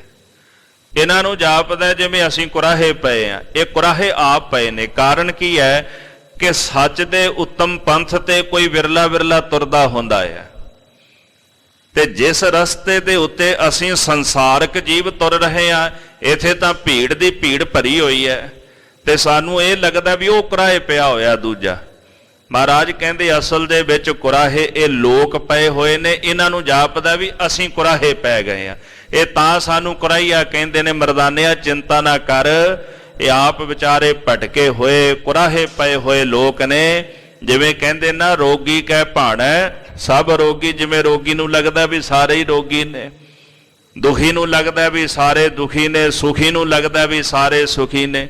ਸੁਖੀਏ ਕੋ ਪੇਖੈ ਸਭ ਸੁਖੀ ਹੈ, ਰੋਗੀ ਕਹਿ ਭਾਣਾ ਸਭ ਰੋਗੀ। ਮਹਾਰਾਜ ਕਹਿੰਦੇ ਅਸਲ ਵਿੱਚ ਆਪ ਕੁਰਾਹੇ ਪਏ ਹੋਏ ਨੇ, ਇਹਨਾਂ ਨੂੰ ਲੱਗਦਾ ਕਿ ਸ਼ਾਇਦ ਸਾਰੀ ਦੁਨੀਆ ਹੀ ਕੁਰਾਹੇ ਪਈ ਹੋਈ ਹੈ। ਇਸ ਵਾਸਤੇ ਗੁਰੂ ਨਾਨਕ ਸਾਹਿਬ ਜੀ ਮਹਾਰਾਜ ਸੱਚੇ ਪਾਤਸ਼ਾਹ ਕਹਿਣ ਲੱਗੇ, ਤੇਰਾ ਗੁਰੂ ਜਿਹੜਾ ਗੋਰਖਨਾਥ ਹੈ ਨਾ, ਉਹ ਉੱਤਮ ਪੰਥ ਤੋਂ ਉਲਝ ਕੇ ਕੁਰਾਹੇ ਪੈ ਗਿਆ ਹੈ। ਤੇ ਸਾਹਿਬ ਸੱਚੇ ਪਾਤਸ਼ਾਹ ਕਹਿੰਦੇ ਉਹਨੂੰ ਸਿੱਧੇ ਰਸਤੇ ਪਾਉਣ ਵਾਸਤੇ ਅਸੀਂ ਇੱਥੇ ਆਏ ਹਾਂ। ਤੇ ਵਧਾਇਕ ਹੈ ਮਾਨ ਅਪਾਰਾ, ਆਪਣੇ ਹਿਰਦੇ ਵਿੱਚ ਉਹਨਾਂ ਬੜਾ ਮਾਣ ਹੰਕਾਰ ਵਧਾ ਲਿਆ ਕਿ ਸਾਡੇ ਜਿਹਾ ਹੋਰ ਕੋਈ ਦੂਸਰਾ ਸ੍ਰੇਸ਼ਟ ਨਹੀਂ ਹੈ। ਯੋ ਸੁਨ ਝੰਗਰ ਲੱਜਤ ਹੋਏ, ਸੁਮੇਰ ਪੈ ਜਾਏ ਕੈ ਬੈਨ ਉਚਾਰਾ। ਸਤਿਗੁਰਾਂ ਦੇ ਬਚਨ ਸੁਣ ਕੇ ਜਿਹੜਾ ਝੰਗਰਨਾਥ ਸੀ ਉਹ ਬੜਾ ਸ਼ਰਮਿੰਦਾ ਹੋ ਗਿਆ। ਸਾਹਿਬ ਜੀ ਦੇ ਪਾਸੋਂ ਉੱਠ ਕੇ ਸ਼ਮੇਰ ਪਰਬਤ ਦੇ ਉੱਪਰ ਗੋਰਖਨਾਥ ਕੋਲ ਚਲਾ ਗਿਆ ਹੈ। ਸਵਈਆ ਕੋ ਜੁਗਤੀ ਕਰ ਨਾ ਅਟਕੈ, ਤਤਕਾਲ ਹੀ ਉੱਤਰ ਦੇਤ ਬਤਾਈ। ਆਖਣ ਲੱਗਾ, ਗੁਰਦੇਵ ਕਿਸੇ ਵੀ ਜੁਗਤੀ ਕਰਕੇ ਉਹ ਨਿਰੁੱਤਰ ਨਹੀਂ ਹੁੰਦਾ, ਉਹਨੂੰ ਹਰਾਇਆ ਨਹੀਂ ਜਾ ਸਕਦਾ। ਜਦੋਂ ਵੀ ਸਵਾਲ ਕਰਦੇ ਆ ਤਤਕਾਲ ਹੀ ਉਹ ਸਾਡੇ ਸਵਾਲ ਦਾ ਉੱਤਰ ਦੇ ਦਿੰਦਾ ਹੈ। ਸੰਗਰ ਬੋਲ ਉਠਿਓ ਹੁਣ ਕੈ, ਕਰ ਬਾਦ ਕੋ ਮੈਂ ਤਹਿ ਰੋਕੋ ਜਾਈ। ਜਦੋਂ ਇੰਨੀ ਗੱਲ ਝੰਗਰਨਾਥ ਨੇ ਕਹੀ ਤੇ ਸੰਗਰਨਾਥ ਦੇ ਅੰਦਰ ਦਾ ਜੋਗ ਦਾ ਬਲ ਹੁਲਾਰਾ ਦੇਣ ਲੱਗ ਪਿਆ ਵੀ ਮੇਰੇ ਤੋਂ ਉੱਤਮ ਕੋਈ ਹੈ। ਇਹੋ ਜੀ ਭਾਵਨਾ ਕਰੀਬਨ ਹਰ ਬੰਦੇ ਦੇ ਅੰਦਰ ਹੁੰਦੀ ਵੀ ਮੇਰੇ ਤੋਂ ਸ੍ਰੇਸ਼ਟ ਕੋਈ ਹੋ ਸਕਦਾ ਹੈ। ਸੰਗਰਨਾਥ ਸੋਚਣ ਲੱਗਾ ਵੀ ਇਹ ਹਾਰ ਕੇ ਆ ਗਿਆ, ਮੈਂ ਤਾਂ ਸਭ ਤੋਂ ਉੱਤਮ ਹਾਂ। ਤੇ ਉਸ ਵਕਤ ਕਹਿਣ ਲੱਗਾ, ਗੁਰਦੇਵ ਮੈਂ ਜਾ ਕੇ ਉਹਨੂੰ ਰੋਕਦਾ ਹਾਂ। ਗੋਰਖ ਆਇਸ ਲੈ ਤਬੈ ਕਰ, ਰੋਸ ਚਲਿਓ ਗੁਰ ਕੇ ਟਗਤਾਈ। ਗੋਰਖਨਾਥ ਦੀ ਆਗਿਆ ਲੈ ਕੇ ਸੰਗਰਨਾਥ ਰੋਸ ਵਿੱਚ ਆ ਕੇ ਮਹਾਰਾਜ ਦੇ ਕੋਲ ਆ ਗਿਆ। ਜਿਉ ਬਿਨ ਤਾਸੁਤ ਕੋ ਚਹ ਚੀਤਨ, ਪੰਨੰਗ ਬਾਰ ਹੀ ਬਾਰ ਸਦਾਈ। ਭਾਈ ਸੰਤੋਖ ਸਿੰਘ ਜੀ ਕਹਿੰਦੇ ਜਿਵੇਂ ਬਨਤਾ ਸੁਤ, ਬਨਤਾ ਦਾ ਪੁੱਤਰ ਯਾਨੀ ਗਰੜ, ਉਹਨੂੰ ਜਿੱਤਣ ਵਾਸਤੇ ਜਿਵੇਂ ਵਾਰ-ਵਾਰ ਕਹਿੰਦੇ ਸੱਪ ਜਾਂਦੇ ਨੇ ਨਾ, ਇਸੇ ਤਰ੍ਹਾਂ ਗੁਰੂ ਨਾਨਕ ਸਾਹਿਬ ਜੀ ਨੂੰ ਜਿੱਤਣ ਵਾਸਤੇ ਵਾਰ-ਵਾਰ ਸਿੱਧ ਆਉਂਦੇ ਹਨ। ਦੋਹਰਾ ਗਏ ਅਗਾਰੀ ਕੋ ਗੁਰ, ਗਿਰਮੀ ਨਾ ਜੈ ਨਾਮ। ਸਤਿਗੁਰ ਜੀ ਜਿੱਥੇ ਬਿਰਾਜੇ ਸਨ, ਇੱਥੋਂ ਉੱਠ ਕੇ ਗੁਰੂ ਨਾਨਕ ਸਾਹਿਬ ਜੀ ਕੁਝ ਕੁ ਅੱਗੇ ਚਲੇ ਗਏ। ਕਵੀ ਜੀ ਕਹਿੰਦੇ ਅੱਗੇ ਇੱਕ ਛੋਟਾ ਜਿਹਾ ਪਰਬਤ ਹੈ ਜਿਹਦਾ ਨਾਮ ਮੀਨਾ ਹੈ। ਉਸ ਮੀਨਾ ਨਾਮ ਦੇ ਪਹਾੜ ਦੇ ਉੱਪਰ ਪਾਤਸ਼ਾਹ ਜਾ ਪਹੁੰਚੇ ਹਨ। ਵੈਸੇ ਆਸਨ ਲਾਏ ਤੈ, ਹਨਨ ਮਾਨ ਸਿਧ ਕਾਮ। ਉਥੇ ਪਹਾੜ ਤੇ ਆਸਣ ਲਾ ਕੇ ਗੁਰਦੇਵ ਜੀ ਬਿਰਾਜਮਾਨ ਹੋ ਗਏ। ਸਿੱਧਾਂ ਦਾ ਮਾਣ ਹੰਕਾਰ ਤੋੜਨਾ ਜਿਨ੍ਹਾਂ ਦਾ ਮੁੱਖ ਕੰਮ ਹੈ, ਸਤਿਗੁਰਾਂ ਦਾ ਕਾਰਜ ਹੀ ਇਹੀ ਹੈ ਵੀ ਗਰਭ ਗੰਜਨ ਸਰਬ ਭੰਜਨ ਮੁਕਤਦਾਇਕ ਕਾਮ। ਜਿਹੜੇ ਹੰਕਾਰੀ ਨੇ, ਹੰਕਾਰੀਆਂ ਦਾ ਹੰਕਾਰ ਤੋੜਨਾ, ਸਾਰਿਆਂ ਨੂੰ ਜਿੱਥੇ ਪੈਦਾ ਕਰਨਾ ਉੱਥੇ ਸਾਰਿਆਂ ਨੂੰ ਭੰਨਣਾ, ਉਥੇ ਨਾਲ ਫਿਰ ਪਿਆਰਿਆਂ ਨੂੰ ਮੁਕਤੀ ਵੀ ਦੇਣੀ। ਮੁਕਤਦਾਇਕ ਕਾਮ ਇਹੀ ਪਰਮੇਸ਼ਰ ਦਾ ਕੰਮ ਹੈ। ਗੁਰੂ ਨਾਨਕ ਸਾਹਿਬ ਜੀ ਨਾ ਸਿੱਧਾਂ ਦਾ ਮਾਣ ਹੰਕਾਰ ਤੋੜਨ ਵਾਸਤੇ ਉਥੇ ਬਿਰਾਜਮਾਨ ਹੋ ਗਏ ਹਨ। ਸੰਗਰ ਬੋਲਿਓ ਆਨ ਕੈ ਬਾਲੇ ਹੈ ਆਦੇਸ਼। ਸੰਗਰਨਾਥ ਆ ਕੇ ਬੋਲਿਆ ਬਾਲੇ ਆਦੇਸ਼ ਆਦੇਸ਼। ਇਸ ਤਰ੍ਹਾਂ ਪਾਤਸ਼ਾਹ ਨੇ ਸੁਣਿਆ ਹੈ। ਸੁਨ ਤੂਸ਼ਨ ਮੁਕਤੇ ਰਹੇ ਮੁਸਕਾਨੇ ਜਗਤੇਸ਼। ਪਰ ਸਤਿਗੁਰਾਂ ਨੇ ਅੱਗੋਂ ਜਵਾਬ ਨਹੀਂ ਦਿੱਤਾ। ਮਹਾਰਾਜ ਖਾਮੋਸ਼ ਹੋ ਕੇ ਬੈਠੇ ਰਹੇ ਤੇ ਆਪਣੇ ਮੁਖ ਦੁਆਰਾ ਮਿੱਠਾ ਮਿੱਠਾ ਮੁਸਕਰਾ ਰਹੇ ਹਨ। ਸੋਰਠਾ ਰਿਸਮੈ ਸੰਗਰ ਹੋਏ ਅਸ ਬਿਦ ਬਚਨ ਅਲਾਵਹੀ। ਜਦੋਂ ਸਤਿਗੁਰਾਂ ਨੇ ਜਵਾਬ ਨਾ ਦਿੱਤਾ ਤੇ ਸੰਗਰਨਾਥ ਨੂੰ ਕ੍ਰੋਧ ਆ ਗਿਆ। ਗੁੱਸੇ ਦੇ ਵਿੱਚ ਆ ਕੇ ਸੰਗਰਨਾਥ ਕਹਿਣ ਲੱਗਾ ਹੈ, ਉੱਤਰ ਦੇਤ ਨ ਕੋਏ ਮਾਈ ਮੁੰਡਾ ਹਸਤ ਹੈ। ਸਤਿਗੁਰੂ ਮੁਸਕਰਾਉਂਦੇ ਨੇ, ਆਖਦਾ ਕਿ ਉੱਤਰ ਨਹੀਂ ਦਿੰਦੇ। ਮਾਈ ਮੁੰਡਾ ਕੋ ਹੱਸੀ ਜਾਂਦਾ ਹੈ, ਮੇਰੀ ਗੱਲ ਦਾ ਜਵਾਬ ਕਿਉਂ ਨਹੀਂ ਦਿੰਦੇ? ਕਬਿਤ ਮਾਈ ਮੁੰਡਾ ਗੋਰਖਾ ਹੈ ਤੀਖਨਾ ਨ ਦਿਨੀ ਤੋਹੇ। ਸਤਿਗੁਰੂ ਆਖਣ ਲੱਗੇ, ਸੰਗਰਨਾਥ ਮਾਈ ਮੁੰਡਾ ਤਾਂ ਤੇਰਾ ਗੁਰੂ ਗੋਰਖਨਾਥ ਹੈ, ਜਿਹਨੇ ਤੈਨੂੰ ਸਿੱਖਿਆ ਨਹੀਂ ਦਿੱਤੀ। ਜੇ ਉਹਨੇ ਸਿੱਖਿਆ ਦਿੱਤੀ ਹੁੰਦੀ ਤੇ ਤੇਰੇ ਅੰਦਰ ਘੱਟੋ ਘੱਟ ਨਿਮਰਤਾ ਤਾਂ ਹੁੰਦੀ, ਤੇਰੇ ਅੰਦਰ ਮਿਠਾਸ ਹੁੰਦੀ ਨਿਮਰਤਾ ਦੀ। ਅਸਲ ਵਿੱਚ ਤੇਰਾ ਗੁਰੂ ਹੀ ਕੱਚਾ ਹੈ। ਕਬੀਰ ਸਾਹਿਬ ਜੀ ਕਹਿੰਦੇ ਨਾ, ਕਬੀਰ ਮਾਈ ਮੁੰਡੋ ਤੇ ਗੁਰੂ ਕੀ ਜਾਤੇ ਭਰਮ ਨਾ ਜਾਏ। ਉਸ ਗੁਰੂ ਦੀ ਮਾਂ ਹੀ ਮੁੰਨਦਿਆਂ। ਇਹਦਾ ਭਾਵ ਕੀ ਹੈ ਵੀ ਜਿਵੇਂ ਗੁਰੂ ਦਾ ਅੱਗੋਂ ਗੁਰੂ ਹੋ ਗਿਆ। ਕਬੀਰ ਜੀ ਕਹਿੰਦੇ ਉਸ ਗੁਰੂ ਦੀ ਮੈਂ ਮਾਂ ਮੁੰਨਦਿਆਂ, ਜਿਸ ਗੁਰੂ ਤੋਂ ਭਰਮ ਨਹੀਂ ਦੂਰ ਹੁੰਦਾ, ਭਰਮ ਨਹੀਂ ਨਿਵਰਤ ਹੁੰਦਾ। ਹੁਣ ਗੋਰਖ ਦਾ ਗੁਰੂ ਮਛੰਦਰਨਾਥ, ਮਛੰਦਰ ਦਾ ਗੁਰੂ ਸ਼ਿਵ ਮੰਨਿਆ ਜਾਂਦਾ ਹੈ, ਤੇ ਉਹਦੇ ਤੋਂ ਹੀ ਯੋਗ ਸਾਧਨਾ ਇਹ ਚੱਲੀ ਹੈ। ਮਛੰਦਰਨਾਥ ਹੁਣ ਗੋਰਖ ਕਿਉਂ ਉੱਤਮ ਹੋਇਆ? ਕਿਉਂਕਿ ਮਛੰਦਰਨਾਥ ਜਿਹੜਾ ਸੀਗਾ, ਇੱਕ ਰਾਜੇ ਨੇ ਸਰੀਰ ਛੱਡਿਆ ਤੇ ਉਹਦੇ ਸਰੀਰ ਵਿੱਚ ਜਾ ਕਰਕੇ ਪਦਾਰਥ ਭੋਗਦਾ ਰਿਹਾ। ਇਹਨੇ ਮਨਾ ਕਰ ਦਿੱਤਾ ਮਛੰਦਰਨਾਥ ਨੇ ਵੀ ਕੋਈ ਕੰਨ ਪਾਟਾ ਯੋਗੀ ਨਹੀਂ ਆਉਣਾ ਚਾਹੀਦਾ ਇੱਥੇ। ਹੁਣ ਯੋਗੀਆਂ ਦਾ ਆਣਾ ਜਾਣਾ ਬੰਦ ਹੋ ਗਿਆ ਰਿਆਸਤ ਵਿੱਚ। ਤੇ ਗੋਰਖਨਾਥ ਇਹਦਾ ਚੇਲਾ ਸੀਗਾ। ਉਹਨੇ ਸੋਚਿਆ ਵੀ ਇਸ ਤਰ੍ਹਾਂ ਗੱਲ ਨਹੀਂ ਬਣਨੀ, ਵੀ ਸਾਡਾ ਗੁਰੂ ਵਿਸ਼ਈ ਹੋ ਗਿਆ, ਸਾਰੀ ਉਮਰ ਬੰਦਗੀ ਕੀਤੀ, ਯੋਗ ਸਾਧਨਾ ਸਾਧੀ, ਸਾਡੇ ਜਿਹੇ ਸਿੱਧ ਪੈਦਾ ਕੀਤੇ ਤੇ ਹੁਣ ਆਪ ਵਿਸ਼ੇ ਵਿਕਾਰਾਂ ਵਿੱਚ ਫਸ ਗਿਆ। ਤੋ ਗੋਰਖਨਾਥ ਨੇ ਕੀ ਕੀਤਾ ਵੀ ਜਿਹੜੇ ਉਹ ਭੰਡ ਹੁੰਦੇ ਨਾ, ਗਾਉਣ ਵਾਲੇ, ਵਜਾਉਣ ਵਾਲੇ, ਨਾਚ ਕਰਨ ਵਾਲੇ, ਉਹਨਾਂ ਦੇ ਨਾਲ ਰਲ ਗਿਆ ਤੇ ਮਰਦੰਗ ਵਜਾਉਣ ਵਾਲਾ ਬਣ ਗਿਆ ਤੇ ਨਾਲ ਚਲਾ ਗਿਆ। ਤੇ ਜਾ ਕੇ ਜਦੋਂ ਗਾਉਣ ਵਾਲੇ ਗਾਉਣ ਲੱਗੇ ਨਾ, ਤੇ ਫਿਰ ਇਹਨੇ ਥਾਪ ਮਾਰੀ ਮਰਦੰਗ ਦੇ ਪੁੜੇ ਉੱਪਰ, ਜਾਗ ਮਛੰਦਰਾ ਗੋਰਖ ਆਏ। ਆਖਦੇ ਮਛੰਦਰਨਾਥ ਜਾਗ, ਗੋਰਖ ਆ ਗਿਆ ਹੁਣ। ਫਿਰ ਉਦੋਂ ਉਪਦੇਸ਼ ਦੇ ਕਰਕੇ ਮਛੰਦਰਨਾਥ ਨੂੰ ਉਹਦੇ ਸਰੀਰ ਵਿੱਚੋਂ ਬਾਹਰ ਕੱਢਿਆ। ਆਖਿਆ ਵੀ ਤੁਸੀਂ ਤਾਂ ਸਾਨੂੰ ਇਸ ਪਾਸੇ ਜੋੜਨ ਵਾਲੇ, ਵੀ ਦੁਨੀਆ ਦੇ ਵਿੱਚ ਵਿਸ਼ੇ ਵਿਕਾਰ ਜ਼ਹਿਰ ਰੂਪ ਨੇ ਤੇ ਆਪ ਤੁਸੀਂ ਨਾ ਵਿਕਾਰਾਂ ਵਿੱਚ ਫਸ ਗਏ। ਇਸ ਕਰਕੇ ਗੋਰਖਨਾਥ ਜਿਹੜਾ ਇਹ ਸਭ ਤੋਂ ਉੱਤਮ ਸਿੱਧ ਮੰਨਿਆ ਗਿਆ, ਵੀ ਜਿਹਨੇ ਮਛੰਦਰਨਾਥ ਨੂੰ ਆਪਣੇ ਗੁਰੂ ਨੂੰ ਵੀ ਉਪਦੇਸ਼ ਦੇ ਕੇ ਸਹੀ ਰਾਹ ਪਾਇਆ। ਇਸ ਕਰਕੇ ਕਬੀਰ ਜੀ ਕਹਿੰਦੇ ਵੀ ਉਸ ਗੁਰੂ ਦੀ ਮੈਂ ਮਾਂ ਮੁੰਨਦਿਆਂ, ਭਾਵ ਉਸ ਗੁਰੂ ਦਾ ਅੱਗੋਂ ਗੁਰੂ ਮੁੰਨਦਿਆਂ, ਜਿਹਦੇ ਕਰਕੇ ਮਨ ਦਾ ਭਰਮ ਨਾ ਦੂਰ ਹੋਵੇ। ਗੁਰੂ ਨਾਨਕ ਸਾਹਿਬ ਜੀ ਆਖਣ ਲੱਗੇ, ਮਾਈ ਮੁੰਡਾ ਗੋਰਖ ਹੈ ਤੇ ਖੜਾ ਨਾ ਦੀਨੀ ਤੋਹੇ। ਅਸਲ ਵਿੱਚ ਮਾਈ ਮੁੰਡਾ ਤਾਂ ਤੇਰਾ ਗੁਰੂ ਗੋਰਖਨਾਥ ਹੈ, ਜਿਹਨੇ ਤੈਨੂੰ ਚੰਗੀ ਸਿੱਖਿਆ ਨਹੀਂ ਦਿੱਤੀ। ਕਾਨ ਪਾਰ ਮੁੰਦਰਾ ਪਾਏ ਬਿਮਤ ਬਣਾਇਓ ਹੈ। ਤੇਰੇ ਕੰਨ ਪਾੜ ਕੇ ਕੰਨਾਂ ਵਿੱਚ ਮੁੰਦਰਾਂ ਪਾ ਦਿੱਤੀਆਂ। ਸਤਿਗੁਰੂ ਕਹਿੰਦੇ ਤੈਨੂੰ ਮਾੜੀ ਮੱਤ ਵਾਲਾ ਉਹਨੇ ਬਣਾ ਦਿੱਤਾ, ਮੂਰਖ ਬਣਾ ਦਿੱਤਾ ਹੈ। ਮੂੰਡ ਕੋ ਮੁੰਡਾਏ ਨਿਜ ਗੋਤ ਕੋ ਲਜਾਏ। ਸਿਰ ਮੁੰਨਾ ਲਿਆ, ਤੁਸੀਂ ਸੋਚਿਆ ਵੀ ਸ਼ਾਇਦ ਇਹਦੇ ਨਾਲ ਮੁਕਤੀ ਮਿਲ ਜਾਏ। ਤੇ ਸਤਿਗੁਰੂ ਸਾਹਿਬ ਜੀ ਬਾਣੀ ਵਿੱਚ ਫਰਮਾਨ ਕਰਦੇ, ਮੂੰਡ ਮੁੰਡਾਏ ਜੋ ਸਿੱਧ ਪਾਈ, ਮੁਕਤੀ ਭੇੜ ਨਾ ਗਈਆ ਕਾਈ। ਜੇ ਮੂੰਡ ਮੁੰਡਾਉਣ ਦੇ ਨਾਲ ਸਿੱਧੀ ਦੀ ਪ੍ਰਾਪਤੀ ਹੁੰਦੀ ਹੈ ਤੇ ਭੇਡ ਨੂੰ ਤਾਂ ਵੇਖੋ ਕਿਵੇਂ ਮੁੰਨਿਆ ਜਾਂਦਾ, ਫਿਰ ਭੇਡ ਮੁਕਤ ਕਿਉਂ ਨਾ ਹੋ ਗਈ? ਜੇ ਮੂੰਡ ਮੁੰਡਾਉਣ ਨਾਲ ਕੋਈ ਮੁਕਤ ਹੁੰਦਾ ਤੇ ਭੇਡ ਨੂੰ ਹੁਣ ਤੱਕ ਮੁਕਤ ਹੋ ਜਾਣਾ ਚਾਹੀਦਾ। ਸਤਿਗੁਰੂ ਕਹਿੰਦੇ ਤੁਸੀਂ ਵਿਅਰਥ ਵਿੱਚ ਆਪਣਾ ਸਿਰ ਮੁਨਾ ਕਰਕੇ ਆਪਣੀ ਕੁੱਲ ਨੂੰ ਲਾਜ ਲਾ ਦਿੱਤੀ ਹੈ। ਤਨ ਭਸਮ ਲਗਾਏ ਬਾਦ ਜਨਮ ਗਵਾਇਓ ਹੈ। ਸਰੀਰ ਦੇ ਉੱਪਰ ਭਸਮ ਲਵਾ ਲਈ, ਆਖਿਆ ਵੀ ਭਸਮ ਲਾ ਕਰਕੇ ਬ੍ਰਹਮ ਦੀ ਪ੍ਰਾਪਤੀ ਹੁੰਦੀ ਹੈ। ਜੋਗ ਨਾ ਖਿੰਤਾ ਜੋਗ ਨਾ ਡੰਡਾ ਜੋਗ ਨਾ ਭਸਮ ਚੜਾਈ ਹੈ। ਗੁਰੂ ਨਾਨਕ ਸਾਹਿਬ ਜੀ ਮਹਾਰਾਜ ਕਹਿੰਦੇ ਖਿੰਥਾ ਪਾ ਕੇ ਹੱਥ ਵਿੱਚ ਡੰਡਾ ਫੜ ਕੇ ਇਸੇ ਪ੍ਰਕਾਰ ਸਰੀਰ ਤੇ ਸਵਾਦਕ ਮਲ ਕੇ ਜੋਗ ਦੀ ਪ੍ਰਾਪਤੀ ਨਹੀਂ ਹੁੰਦੀ, ਪਰਮੇਸ਼ਰ ਨਾਲ ਨਹੀਂ ਜੁੜਿਆ ਜਾਂਦਾ। ਤੁਸੀਂ ਸਰੀਰ ਦੇ ਉੱਪਰ ਇਸ ਤਰ੍ਹਾਂ ਇਹ ਭਸਮ ਲਾ ਲਈ ਤੇ ਆਪਣਾ ਜਨਮ ਹੀ ਵਿਅਰਥ ਗਵਾ ਲਿਆ। ਜਿਵੇਂ ਇੱਕ ਯੋਗੀ ਭਾਈ ਸੁਥਰੇ ਸ਼ਾਹ ਨੂੰ ਮਿਲਿਆ, ਭਾਈ ਸੁਥਰਾ ਸ਼ਾਹ ਆਖਣ ਲੱਗੇ ਯੋਗੀ ਜੀ ਸਰੀਰ ਤੇ ਸਵਾਹ ਕਿਉਂ ਮਲੀ ਹੈ? ਕਹਿੰਦਾ ਜੀ ਗੁੱਸਾ ਸ਼ਾਂਤ ਹੋ ਜਾਂਦਾ, ਜਿਵੇਂ ਸਵਾਹ ਸ਼ਾਂਤ ਹੁੰਦੀ ਹੈ ਤੇ ਗੁੱਸਾ ਇਦਾਂ ਸ਼ਾਂਤ ਹੁੰਦਾ ਹੈ। ਤੇ ਭਾਈ ਸੁਥਰਾ ਥੋੜਾ ਜਿਹਾ ਤਸੀਰ ਉਹਨਾਂ ਦੀ ਮਖੌਲੀਆ ਸੀ, ਆਖਣ ਲੱਗੇ ਜੋਗੀ ਜੀ ਫਿਰ ਇਹ ਸਵਾਹ ਜਿਹੜੀ ਹੈ ਕਿੱਥੋਂ ਲਈ ਹੈ? ਇਹ ਚੁੱਲ੍ਹੇ ਚੋਂ ਲੈ ਕੇ ਆਇਓ ਕਿ ਕਿਸੇ ਮੁਰਦੇ ਦੀ ਸਵਾਹ ਚੁੱਕ ਕੇ ਲਿਆਇਓ? ਆਖਿਆ ਜੀ ਚੁੱਲ੍ਹੇ ਦੀ। ਆਖਿਆ ਜੇ ਚੁੱਲ੍ਹੇ ਦੀ ਹੈ ਉਹ ਗੋਹੇ ਦੀਆਂ ਥਾਪੀਆਂ ਹੁੰਦੀ ਉਹਦੀ ਸਵਾਹ ਹੈ ਕਿ ਲੱਕੜ ਦੀ ਸਵਾਹ ਹੈ? ਬਸ ਇੰਨੀ ਗੱਲ ਸੁਣਦਿਆਂ ਸਾਰ ਉਹਨੂੰ ਗੁੱਸਾ ਚੜ ਗਿਆ। ਕਹਿੰਦਾ ਖੜ ਤੈਨੂੰ ਦੱਸਦਾ ਆ ਵੀ ਕਾਹਦੀ ਸਵਾਹ ਲਈ ਹੈ। ਭਾਈ ਸੁਥਰਾ ਕਹਿੰਦਾ ਹੁਣ ਤਾਂ ਜੇ ਕਹਿ ਕੇ ਹਟਿਆ ਵੀ ਜਿਵੇਂ ਸਵਾਹ ਸ਼ਾਂਤ ਹੋ ਗਈ ਉਵੇਂ ਮੇਰਾ ਕ੍ਰੋਧ ਸ਼ਾਂਤ ਹੋ ਗਿਆ, ਪਰ ਤੇਰੇ ਅੰਦਰ ਤਾਂ ਭਾਂਬੜ ਬਲਦੇ ਪਏ ਨੇ ਕ੍ਰੋਧ ਦੇ, ਵੀ ਇੰਨੀ ਗੱਲ ਤੋਂ ਹੀ ਖਿੱਚ ਗਿਆ। ਮੈਂ ਤਾਂ ਤੈਨੂੰ ਇਹੀ ਪੁੱਛਿਆ ਨਾ ਵੀ ਚੁੱਲ੍ਹੇ ਦੀ ਕਿ ਮਸਾਣ ਦੀ ਹੈ, ਇਹ ਗੋਹੇ ਦੀ ਹੈ ਜਾਂ ਲੱਕੜ ਦੀ ਸਵਾਹ ਹੈ? ਅਜੇ ਤਾਂ ਤੇਰਾ ਮਨ ਸ਼ਾਂਤ ਨਹੀਂ ਹੋਇਆ ਤੇ ਤੇਰੀ ਮਲੀ ਸਵਾਹ ਕੀ ਕਰੇਗੀ?